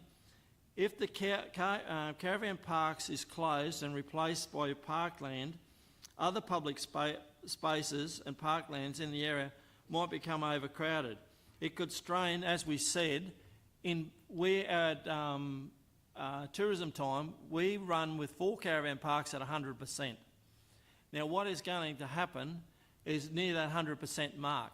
So if you take one of them caravan parks out, you're going to turn tourists away from the region. The long-term economy losses, decline in property values. The caravan park could be a major factor in the attractiveness of this area. In the park, if the park is replaced by parkland with limited commercial potential, property values in the immediate vicinity could decrease due to the reduced economy activity, such as the shops. Sustainability for future growth. Sustainability of tourism. The caravan park can be developed or maintained with a focus on sustainability, encouraging eco-conscious tourism and minimising the environment impact. Parkland, while valuable, may not necessarily align with these suitability tourism goals. And like I'd just like to say there, Mr Mayor, in conclusion, turning the beachfront caravan park near Torquay into parkland could have significant economic, social and environmental consequences. The caravan park, you right? I'm just about finished, yeah. The caravan park plays an essential role in supporting local tourism, providing affordable accommodation, creating jobs and maintaining community engagement. Its closure could lead to job losses, reduced tourism revenue, limited public access to the beach and fewer recreation options for both residents and visitors. Instead of closing the caravan park, the council could consider investing in other things. The Torquay Caravan Park is now what councils are thinking. Will the Urangan Pier be next? Thank you. I'll call for, is there a question?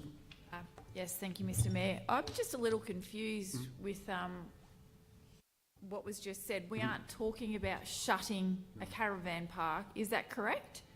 What we're asking is about continuing with public consultation as we've committed to previously. Exactly. I just thought that that's what I may have misunderstood that, with a lot of talk of closing a caravan park when clearly the intention of the motion is about public consultation. Is that correct? Just through the chair, that public consultation will include 3 options, the option A, the option B or the redevelopment of the caravan. I'm just making sure that that's what I understood. If the council did go out to public consultation, it doesn't presuppose the council's decision. It's to look at all of those options. Yeah, Thank you, Mr. It includes CEO. option C. I appreciate that. Thank you. Would one of those options be to consider closing it, though? Well, A and B assumes that, yes. A and B are 2 different types of parks, and C is continue with the caravan park. Councillor Govers? Thank you, Mr Mayor. I'd like to speak against this motion. To go directly to spending $22 million without having updated ratepayer consultation and without giving updated community alternatives is not fair for ratepayers. And it should be said on the record that the main reason that this matter about the future of the Piaba and Torquay caravan parks is being discussed relies on the report that was given to us in the September 2024 agenda, the caravan parks operations tables and the demographic table. And forgive me if I'm repeating figures here, but this is what I've researched. Currently, the annual profit for the Piaba Caravan Park is $874,000. The proposed investment is $14 million. Based on these figures, it will take 16 years for council to recoup 1 cent on that investment for ratepayers.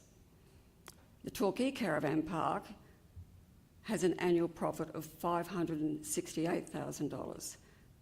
The proposed investment is $8 million, and based on these figures, it will take 14 years for council to recoup 1 cent for ratepayers. Therefore, that's approximately 30 years that ratepayers will wait to get their money back. And this is why this motion is important. I question, if this was a private business with these figures and a lower than average annual occupancy and a predominantly demographic of guests over the age of 56, would this be a feasible business for local people? These are the options for council to explore to maintain financial responsibility regarding the Torquay Caravan Park and all parklands is what we are endeavouring to do with this motion. It is common knowledge that everything costs more for council and governments. Therefore, I agree to look at alternative uses for this Torquay area in conjunction to the use of them as caravan parks. It must be thoroughly investigated.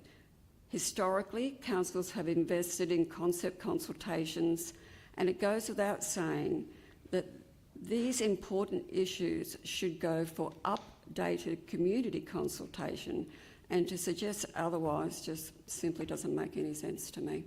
Thank you, Mr. Mayor. Is there a further speaker in favour? Are there any further speakers against? Councillor Cosgrove. Thank you, Mr. Chair. I'd like to speak against this motion. The future of the Hervey Bay Esplanade is vital to ensure that we continue to maintain and increase livability for residents on the Fraser coast. And I really feel like we're in a fight and a struggle for the soul of Hervey Bay and making sure it's a place that residents can enjoy.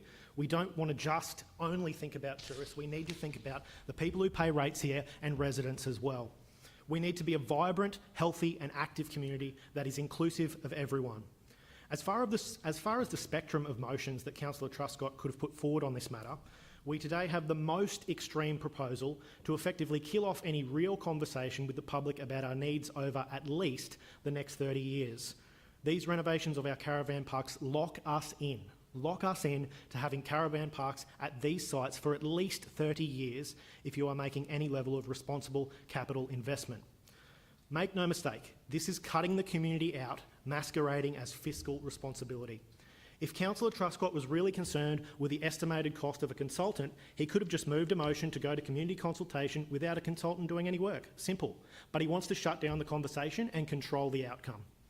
I would like to flag the fact that he has supported countless budgets that have always had a component of this Councillor Cosgrove, before Councillor Truscott makes the point, it is best practice and common amongst us that we don't refer to each other in a negative manner. Thank you, Mayor. The CEO has pointed out that it is a standard part of doing business in an organisation such as ours to engage consultants. This is not about a single caravan park site. This is about demographics. We need to do everything we can to reverse the trend of our ever-increasing median age. Ours is 51, the state's is 38 and a half. Because our older residents who have chosen to retire here on the Fraser coast need to have a working age population who can provide for their needs. The older that median age gets and the further that gap widens from the state median, the more dire the situation gets. We need to be a community that can look after our older residents, which means we must stop actively recruiting for more and more older residents to create more and more competitive pressure on the services that older people need, most prominently and obviously in the health and aged care space. As demographer Simon Cushionmaker stated, our aged care system right now has a massive skilled shortage. We are going to double the population that needs care in 12 years. There is no scenario under which we will have sufficient carers in 12 years. And he was talking about the nation, not even our region, which is obviously hurtling towards that scenario at a much faster rate. That means we need to stop doing things or do less of things that are demonstrably shown to heavily skew towards an older demographic. Over 75% of the guests in our caravan parks are above our already very high median age. I would wager that every councillor here, particularly since the motion last October, has heard at least one story of someone who stayed in a caravan park in Hervey Bay and subsequently moved here as a result. I think that is a great personal story as part of people's personal history and their life story, and they are most welcome. But I would observe that any time I have heard that, either in a first or second-hand account of that nature, they've universally been of retirement age. This is a recruitment strategy for more of what we are already grossly overserved with.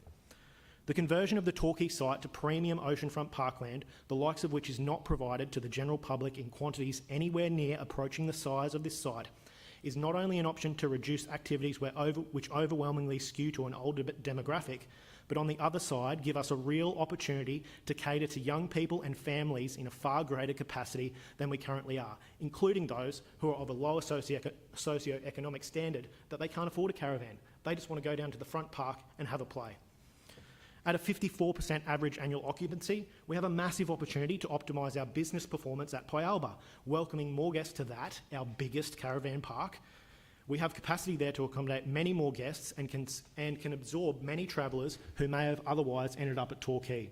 However difficult, however unpopular, and seemingly from Facebook comments, an informed public consultation on this matter is an absolute must if we're serious about the future of Hervey Bay and its Esplanade. Thank you. Thank you. I don't need to ask if there's any more speakers for or against, because everyone has spoken. I want to acknowledge the passion in the room and the contributions of everyone, the questions and the more questions and the questions. People have come to this, I think in the right spirit and to debate it. I will be speaking against it, against this motion, because in my mind, and very clearly if you look at it, the question being asked today is whether we are prepared to continue with our commitment to community consultation, whether we're going to continue, as we said we would, to consult the community, or if we are going to stop that now and not consult the community on this question. We were in this room in October just last year when this motion, which caused this, was passed unanimously. I can read that it was passed unanimously, and it is the nature of these things that one remembers one's own contribution more than others. So I don't remember what other people spoke, but I remember I was very equivocal in my support for this motion because I recognize the cultural, the heritage, the way of life that caravan parks contribute to our community for decades. But at the same time, I would look around and who wants to turn Damon Park back into a caravan park? Is there anybody here who says that we should get children out of Damon Park, get the families out, put the fence up and charge people to go back into Damon Park? This is a real question. It's not a simple one. It's a nuanced one. The first step is to get community consultation. This is a prime piece of the Esplanade public land, and we should ask the question before we spend millions and millions and millions of dollars with, as Councillor Govers rightly pointed out, over a decade before the public sees any of that money back, to lock up the prime piece of the Hervey Bay Esplanade for years, longer than that time that it would take to get any money back. So we should. We put it out. We said unanimously that we would seek public feedback. We've got these three options, which include to continue to keep it and to spend those millions of dollars as the Torquay Caravan Park, and I think that's the appropriate thing to do. I don't know how I would vote at the end, whether or not we keep it, because there are other factors that have been thrown in here today, particularly financial matters. But the first step is to seek public consultation, as we said we would, about whether or not the public wants to continue to see this area fenced off from the public, unusable unless you pay to use it. That's what it is right now in the very heart of Hervey Bay on the Esplanade. It's great, people have a good time there, but it is a question we should ask the owners, the public, whether they want to be able to access it or they want to continue to charge people. And a question about that is the charge we make, the contribution to our budget, that is a benefit, and that might outweigh people wanting us to open it up and use it as a public facility for everyone to enjoy. But the first step, which we would not do if this motion was passed, is to seek the public feedback. That's why I agree that we should put it out to public feedback about whether the community wants to see this land continue as a caravan park and spend those millions and millions of dollars, which we won't get back for well over a decade,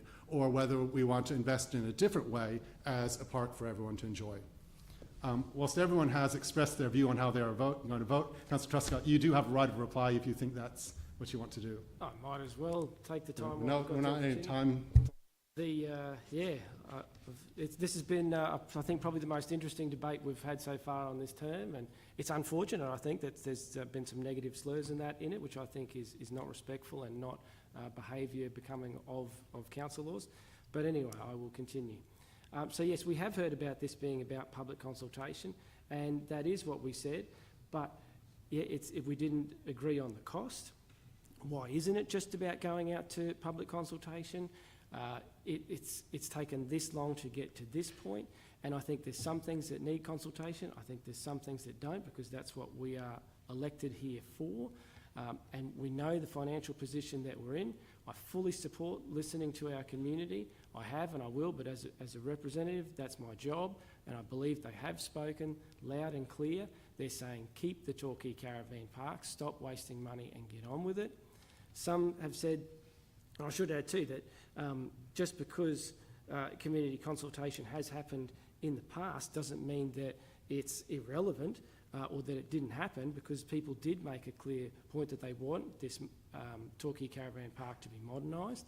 Some have said that today's vote or discussion isn't about whether we close the park, but the discussion today there has been a little bit about the consultation. I appreciate the comments there, Mr Mayor, but overwhelmingly it's been about turning this into park space, having more park space. So maybe it's not officially spelt out that way in the report, but if this did go ahead, we're spending $50,000, and in my experience, it often ends up being more, but I'd be happy to be wrong on that. We've waited months for this point. We'll wait months for that to come back. Then at that point, we'll then have to spend further money, probably another $50,000 or so, to then go out to public consultation.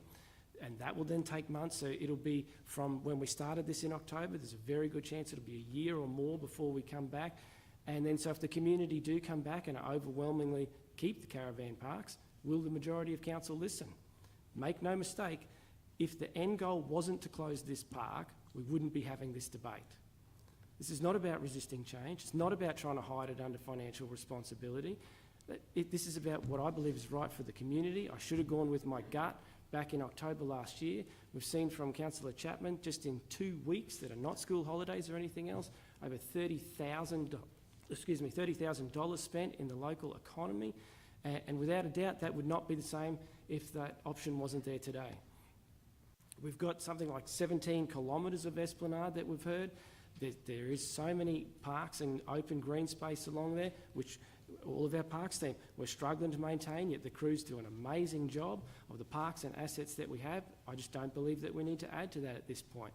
So as I mentioned in my opening speech today, I believe it's about protecting the income-producing asset instead of creating another burden to our operational budget. Enough delays, enough wasted money, enough time. Let's just provide some certainty and move forward. Thank you. I'll put the motion. The motion being put forward is moved Councillor Paul Truscott, seconded Councillor Chapman, and there is a foreshadowed motion moved by Councillor Cosgrove, which we will deal with if this motion is lost. All in favour of the current motion? 4. All opposed? 6. That's lost. We have a foreshadowed motion. Is there a seconder for the foreshadowed motion? Councillor O'Keefe, do you wish to speak to this motion? Councillor Cosgrove. Yeah, I will briefly, just with some bullet point stats. I'm not having a go at you. I'm just wondering, Mr Mayor, should we pause? I understand there's... somebody could move if they wish to break. I'd be happy to move adjourn? that we adjourn for lunch. Okay, we can move it. Any opposed? That's carried. Thank you.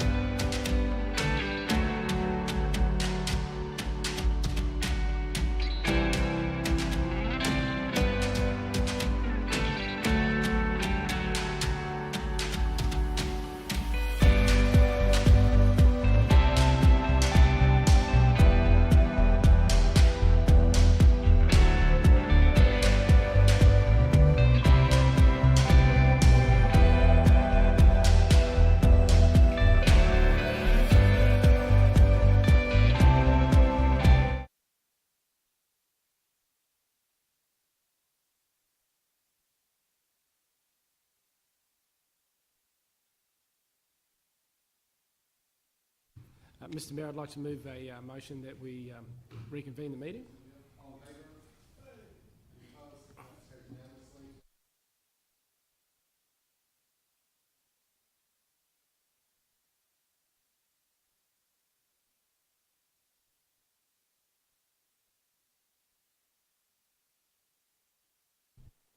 Thank you, Mr Chair, and let me start my remarks by offering an apology to Councillor Truscott if I got too personal in those remarks. I am clearly passionate about this issue, but it's not appropriate, so I do apologise, Councillor Truscott or any other councillors who were offended. We have talked about this issue a lot with the previous motion, so I essentially, do support consultation because I think there's many good reasons why the proposal to change Torquay Caravan Park to a parkland needs to be considered, and we need to take the community on a real journey of informing them of these challenges and opportunities to have a real discussion about this, not just top of mind responses, open caravan park versus closed caravan park, but a real discussion about issues, challenges and opportunities. So I'll just highlight some of the reasons why I think this is a good idea to consider. Over 75% of guests at our caravan parks are above the median age for our region. We are already the oldest region in Queensland, and it's likely that our caravan parks, just like the seemingly endless supply of over 50s developments, recruit for more population in an age group which is saturated in our region. We owe it to the people who already live here, our current older residents, to protect them from a scenario where they just can't get what they need. 2, this is not about whacking a park anywhere. This is about activating further public space, which is essentially in one of our nodes. And we have a caravan park in or about every single node. Think about that. Are caravan parks really such a fundamental driver of economic prosperity in a specific node within a couple hundred metres of them? Or should we just be considering the overall holding capacity of all caravan parks in our region and making sure that that number is appropriate to meet demand? 3, it's precisely because this land is business adjacent that it should be considered for higher turnover of foot traffic. Would Madigan's or Planet 72 really benefit if we fenced off Nielsen Park and made it into a caravan park again? Business and parkland can have a symbiotic relationship that can increase visitation to both. 4, premium parkland on this site will greatly increase the appeal for urban renewal on the sites nearby, particularly the Esplanade fronting sites between Fraser Street and Max Road. We need density for many reasons, not least of which is the high cost of infrastructure to service endless urban sprawl. Density to code-accessible heights on that strip would more than cover the revenue in rates of the Torquay Caravan Park. Number 5, with our regional population growth currently at 2,500 per year, we could see an extra 25, 50, 75,000 people over the next 1, 2 or 3 decades. Where are these people going to recreate? We need more space, particularly if a development like the Sheraton goes in that precinct. You're going to see a massive increase in tourist population. We need to defend residents accessing that space as well. To that point, 6, our residents need us to defend their right to enjoy the Esplanade. If we optimise for livability, the tourism charm of Hervey Bay will be enhanced too. We can make the best oceanfront park in the bay, and it can be a space for everyone. And number 7, the Fraser Coast has 1,443 powered sites and 321 unpowered sites. The reduction of a potential 62 sites would not prevent people coming to the Fraser Coast to enjoy one of the many private caravan parks. In fact, we may see other caravan parks open. In those statistics, I don't think Burrum Shores, which I get a lot of ads for, is in there, and it's a private caravan park on the water at Burrum Heads. Great. Yeah, so there could be opportunities for private businesses to go into that space if they feel there's a need. So I think there's many good reasons for the change, and I think we need to have a very nuanced and informed conversation with the public. Is there a speaker against? Any? Councillor Chapman. Mr. Mayor, I am speaking against this, but I may even vote for it. But it gives me the right to put my point across. We were talking earlier about public consultation, and we're talking about what we're going to do and how we're going to do it and what we want to do. I think we leave it up to the public and let's hear what the public have to say. And this spending money to show the public what's a glorified plan, it's like going and buying a new car and walking away with a brochure. This is really like to try and sell it. I want to wait and hear what the public have to say, and I want the public of the community to come out and tell us what they really want, and then we'll work out an opinion from there. Thank you. Is there a further speaker in favour? Councillor Byrne. Thank you, Mr. Mayor. I will support this motion to move forward with the redevelopment of the Pyalba Caravan Park as per the amended motion or the alternate motion. I also support the rewording of the amended motion to reflect flexibility in design changes to the alternate options, including the possibility of connection for the existing Sea Scouts Hall and Sailing Club and the use of the foreshore land. This proposal gives full access for the residents to use. It also allows for some flexibility in the use of the area. The Torquay Caravan Park has been scheduled for redevelopment some years from now. There is ample time for intended public input. While I note the fact that public consultation has a cost, it would seem remiss not to use the time wisely while the Pyalba Caravan Park is redeveloped. This alternate motion demonstrates the intent of the original motion, public consultation. A spend of this size should have some public input and some consideration. If the end result is to redevelop Torquay Caravan Park, so be it. But everyone should be able to have their say formally. The other options have not ever been seen or developed or shown to the public, let alone on any platform for any resident to have their say. We have the time to make this happen. Let's bring our current community, emphasis on current community, along on the decision process. Thank you. Thank you. Is there a further speaker against? Councillor Truscott. Yes, I'll be voting against it because I think it's a complete waste of money, because we are here to represent the people. The people have spoken to me, and most consultations don't bring the ordinary, can I say, the ordinary public in. Like the lady said to me this morning, she said, I don't take any notice of any consultations or anything, I just leave it up to you. And that's why I'll be voting against it. Thank you. Yeah, thank you. I'll speak in favour of it, and I guess I'll start by echoing what I said last time we met in this room and discussed it when it was passed unanimously, that I do have concerns and have not made my mind up about whether or not to continue to keep this as a privatised caravan park which keeps people out, or whether we open it up. But I do just want to respond to what Councillor Truscott just said. The idea behind this consultation is we inform the public. You mentioned somebody that said they don't care, that they leave it up to you, that you should decide what happens on Hervey Bay Esplanade now and for the future, for children that are growing up. This is about putting it out to the community not just you, but the entire community, to have a say on this prime piece of real estate. There are a lot of reasons why we should keep it as a caravan park, and there are also a lot of reasons, very valid reasons, why it could be used for something else. But I think the first step in making that discussion is to seek the community's feedback, and I think it's a valuable thing, community feedback. We shouldn't thumb our nose at it. To say that people have delegated to us to make decisions, I think ignores quite a lot of what we should be doing here in terms of listening to the community, seeking their feedback, involving people in government, and making sure our decisions, are for the future as well, to make sure that because whatever decision we make on this will lock in that piece of land in the years to come in a different path and with very different spending operations. So I'm in favor of this because it continues what we said we'd do in terms of public consultation without myself actually knowing, how I would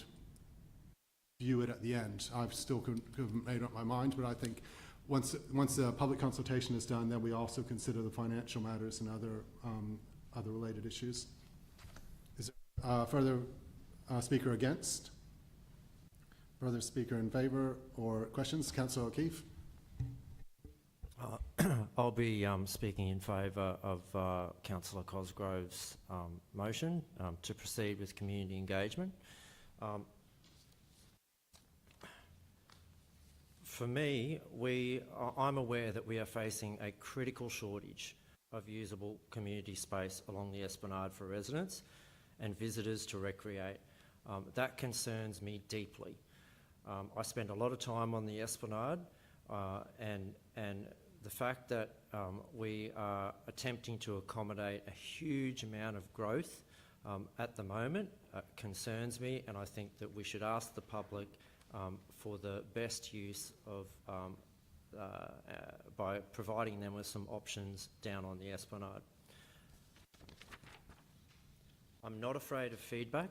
I welcome it, and I look forward to an informed public engagement process to occur.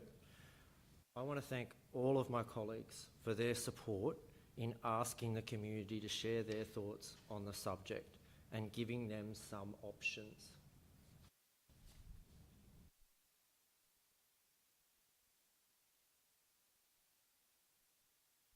Yeah, I'll speak for this motion as well. First, I want to start with really excited that in both motions we're getting on with Pialba, that we can get that underway for our community and our tourists. But 100%, the Esplanade is most Hervey Bay residents' biggest asset as a community. It's a big asset for tourism too, but it's our biggest asset, and then I think the best practice would be that the community gets to have their say on this piece of land moving forward. Thank you. Councillor Cosgrove, as there was a speaker against, you have a right of reply. No, thanks. I'll put the motion. Move Councillor Cosgrove, seconded Councillor O'Keefe. All in favour? 7. All opposed? 3. That's carried 7-3. Could somebody, Jared, could you get Councillor Farage? Because it's getting community consultation, the talk here at Pialba was opening. We'll just hope you listen to what the people have to say.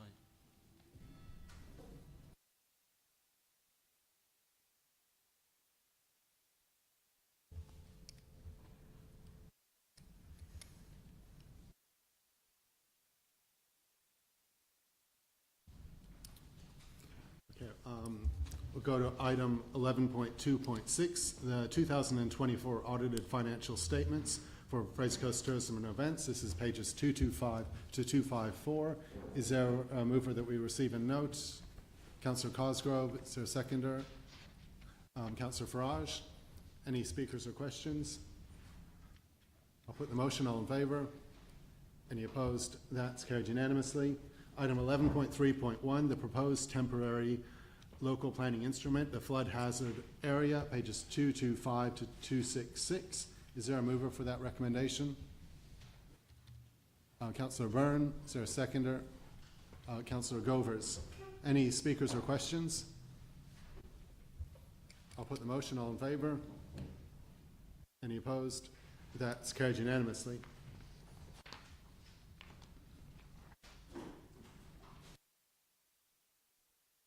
I'm sorry.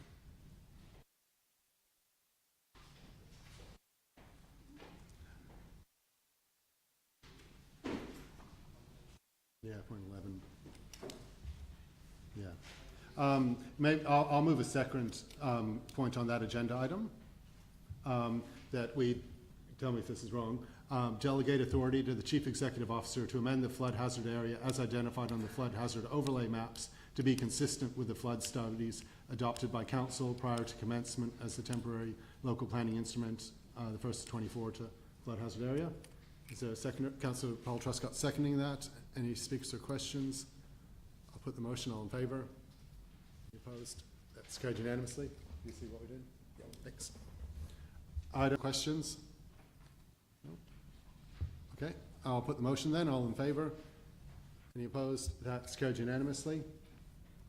Item 11.3.3, the nominations received for the Environmental Sustainability Advisory Committee. This is page 277 to 287. And if we're going to discuss the merits of any of the candidates, we'll obviously need to move into confidential. Councillor O'Keefe, you'll move the recommendation of the two of Susan Bissett and Dr. Shelley Baldwin. Is there a seconder? Councillor Cosgrove. Any speakers or questions? I'll put the motion. All in favour? Any opposed? That's carried unanimously. Item 11.3.4, the resolution to commence public consultation for proposed local government infrastructure plan. This is over the pages 288 to 444. Is there a mover for this, that we commence this process? Councillor Farage. Is there a seconder? Councillor Cosgrove. Any speakers or questions? I'll put the motion. All in favour? Any opposed? That's carried unanimously. Item 11.3.5, development application MCU 24/0085, material change of use for a telecommunications facility, 119 Elizabeth Street, Urangan. This is pages 445 to 485. Is there a mover for this recommendation? Councillor O'Keefe. Is there a seconder? Councillor Paul Truscott. Any speakers or questions? Councillor Wheeland. Yes, I'll be speaking against this motion today. Yep. I spent probably a lot longer than I should have on this one item. A lot of reading, a lot of searching for information, and my result was I couldn't conclusively find any positive or negative impact, which is concerning. Lots of need more research because of this or that, but I'm not willing to take a risk of putting that 100 metres from a daycare where kids could potentially spend up to 50 hours a week. So the question that I asked myself when I made that decision was, would I put my son there, as he currently attends daycare 5 days a week? And the answer was no, so I won't be supporting this today. Any further speakers or questions? Councillor Chapman. I had a question to the Director. Director, with the radiation that was spoken about earlier, how do we actually, as planners, has that been addressed through the application? Thank you, Councillor Chapman, for the question. Through you, Mr Mayor, and thank you, Councillor Chapman, for the question. So, yes, that is specifically addressed in the application report and in the application material as well as our report.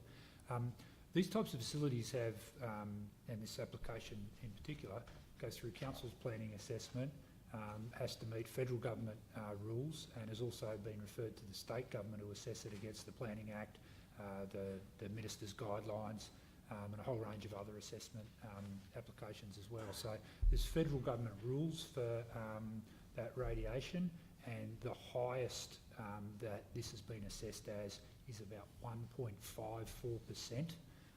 So you're allowed, there's 100% is the allowable limits. This is 1.54 at its highest level.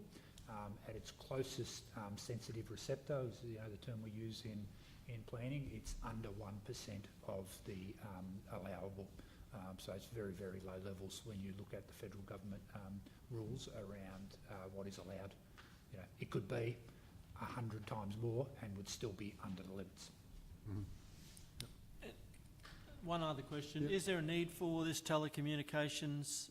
Is there black spots in the area, or is what is the purpose of this communications being built? Yeah, through you, Mr Mayor, and thank you, Councillor Chapman. In general, I'd say that there's constant needs for upgrades to our telecommunications network because Everything we do is becoming more data heavy. Everything we do is moving to mobile systems. So we've been very active. Some councillors will be aware that a few years ago we did a study of connectivity across the whole region, where we had consultants that drove every road effectively in the region with connections from all of the major carriers. And we've shared that with all of the major carriers to encourage them to increase capability right across the Fraser Coast. This is one such thing which will increase both the availability of connectivity but also the capacity, throughput and the overall system.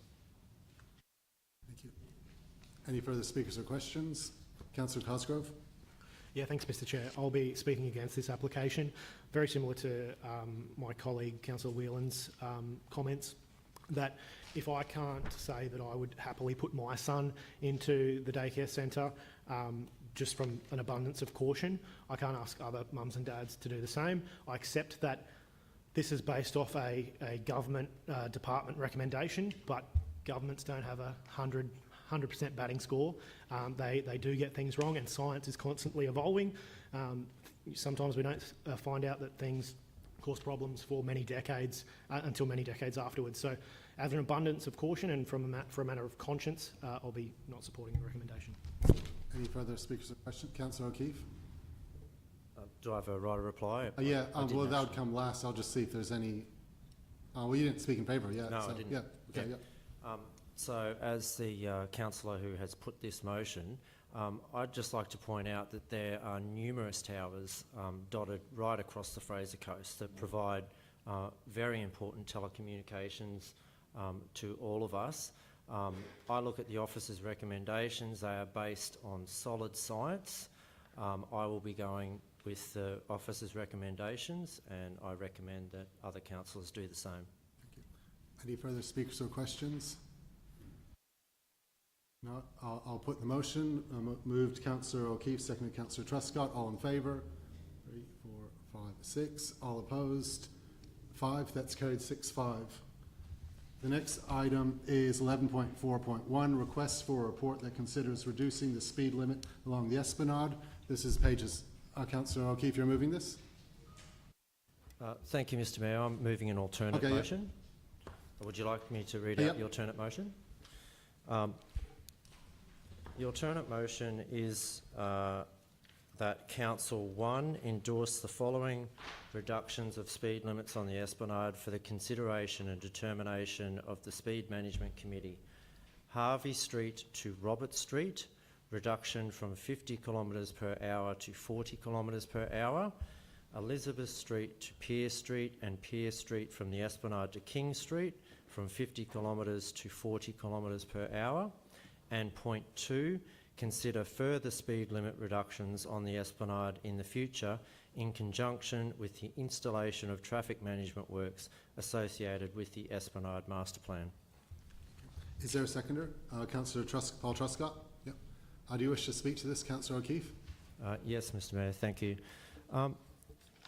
Councillors, the Esplanade Master Plan talks to the value of creating places for people. The Esplanade has become increasingly busy with through traffic, and there are major inconsistencies at the moment in terms of posted speed limits. The appropriateness of those limits in terms of creating a safe environment for all road users was in question, which is why I called at the ordinary meeting held on the 28th of August 2024, I called for a report that considered reducing the speed limit along the Hervey Bay Esplanade. I'm very pleased that staff have conducted a thorough investigation now and have agreed to reduce posted speeds to protect our most vulnerable road users. The report tells a very disturbing story in terms of pedestrian injuries. Over the last 5 years, 9 accidents involving vulnerable road users have occurred. And if you need an explanation of what a vulnerable road user means, that's a person that is not encased in steel, so has no protection from vehicles.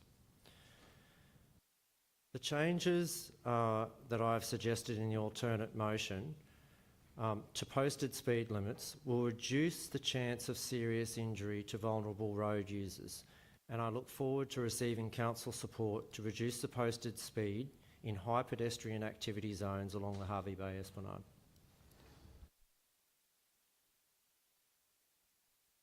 Councillor Farage? A question, thank Yep. you, Mr. Mayor, to Director Naidu. During the consultation in which officers undertook the studies on the Esplanade, I believe that there was some averages taken of what people were driving and how many kilometres they were driving.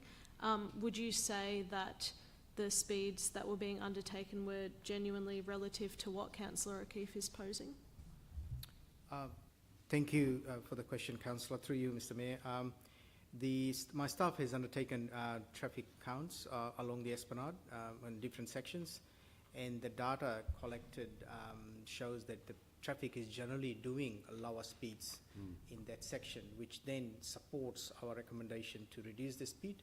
So there are sections where there is low speed infrastructure there, like the raised crossings, and also the parking itself. Actually, the drivers feel the road is narrow, so they slow the speed. So during a busy period, if you drive along the Esplanade, you'll be barely doing 40 kilometres per hour in those sections. Yeah, So I'm thinking particularly Elizabeth Street to Pierce Street. I can't visualise Harvey Street, the Robert Street, but that one, when you're going towards the pier coming away, nobody should be going over 40.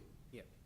Yeah. So this the data collected makes a lot of sense to reduce the speed limit, and our speed limit review has also supported that outcome as well. So so I think what's happening out there, from our observations and from the data collected, it supports the 40 kilometres per hour in those sections. Thank you. Thank you. Any further speakers or questions? I'll put the motion. Oh, sorry, yep, Councillor Chapman. Mr Mayor, I'll actually speak for this motion, and I would actually like to thank the team at the Traffic Advisory Committee for looking at this and reviewing it. I can see what their concerns were where they bought a stretch of within Point Vernon, but there's also talk about the implications of when we do the Esplanade Master Plan. So I feel that area can wait. That's why I'll be voting for this. But I've got full confidence in our team at with the Traffic Advisory. Thank you. Maybe I just have one question for the Director. This obviously doesn't change the speed limit today or this week unless there's some really efficient committee. What is the process now after we pass this resolution for it to go to the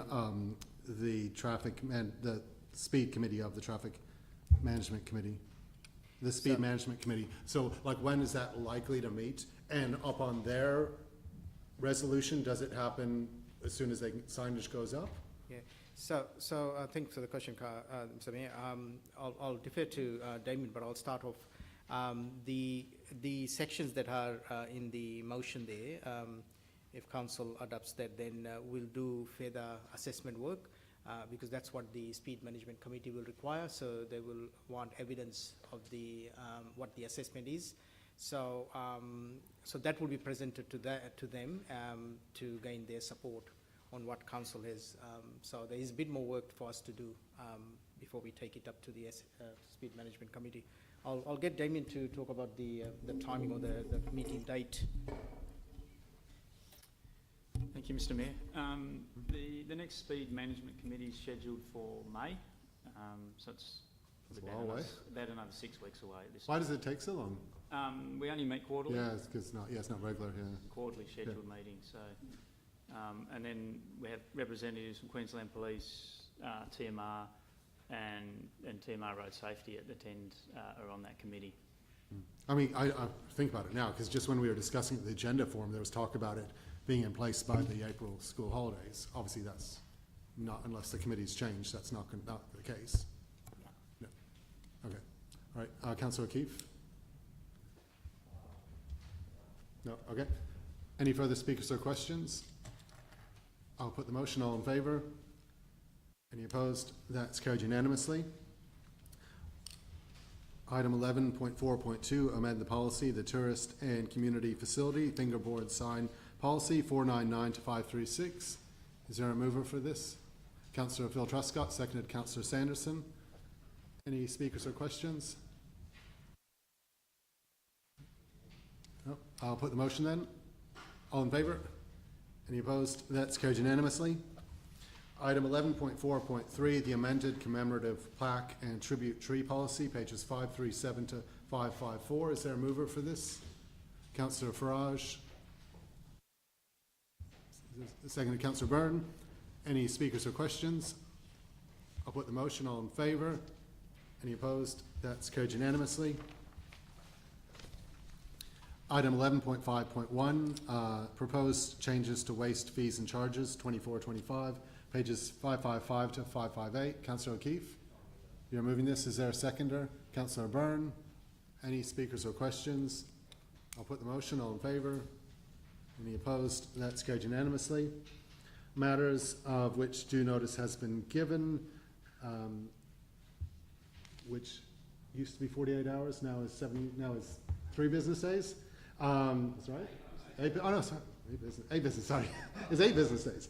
Okay, item 12.1, request for a report regarding community garden site on Endeavour Way, pages 559. And this is moved, who's put this on the agenda? 557. Oh, yeah, sorry, I assume it's Councillor Cosgrove, yep. Is there a seconder for this? Councillor Sanderson, Councillor Cosgrove. Yeah, thanks, Mr. Chair. Just briefly, you know, community gardens can be a great asset to the community. I mean, the community garden at Halcrow Street is absolutely fantastic and well used, but if it's put in, no one takes it up and it's not used, it just becomes a closed-off space that, you know, with dying weeds, etc. So, look, I would really like to see if we can look at ways to better utilise this space for the community. So that's why I'm putting the motion up to have the matter looked into and hopefully get a better result for the community. Any more speakers or questions? I'll put the motion. All in favour? Any opposed? That's carried unanimously. General business. Is there any general business?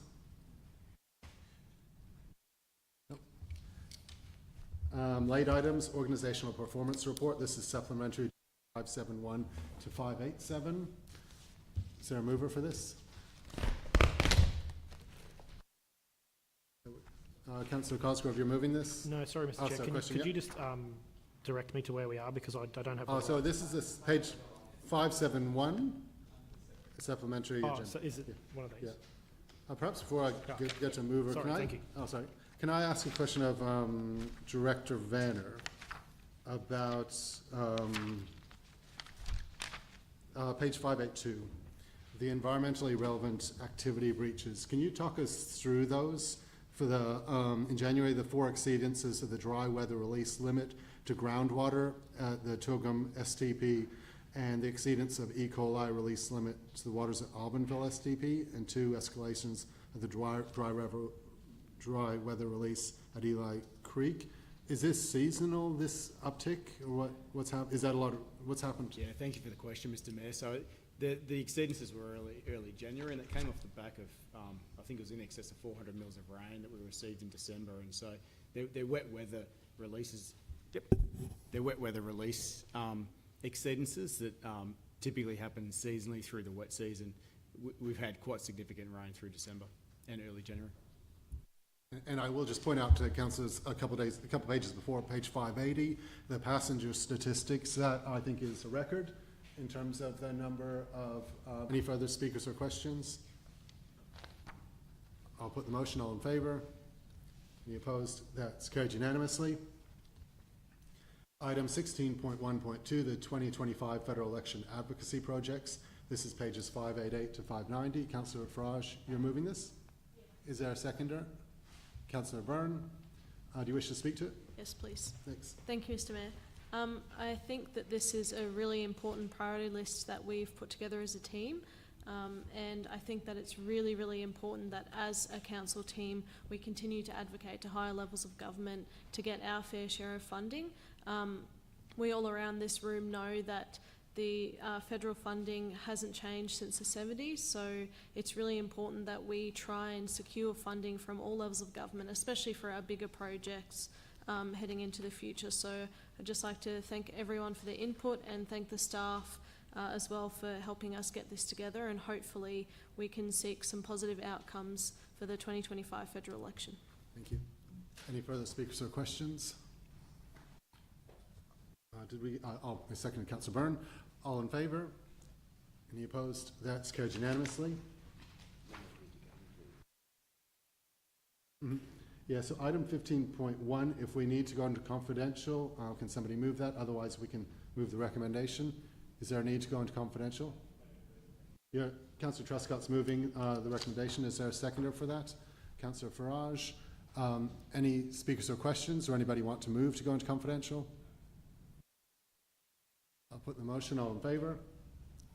Any opposed? That's carried unanimously. I'll seek the CEO's confirmation that that concludes the business, and I will officially close the meeting at 1:24. Thank you, everyone.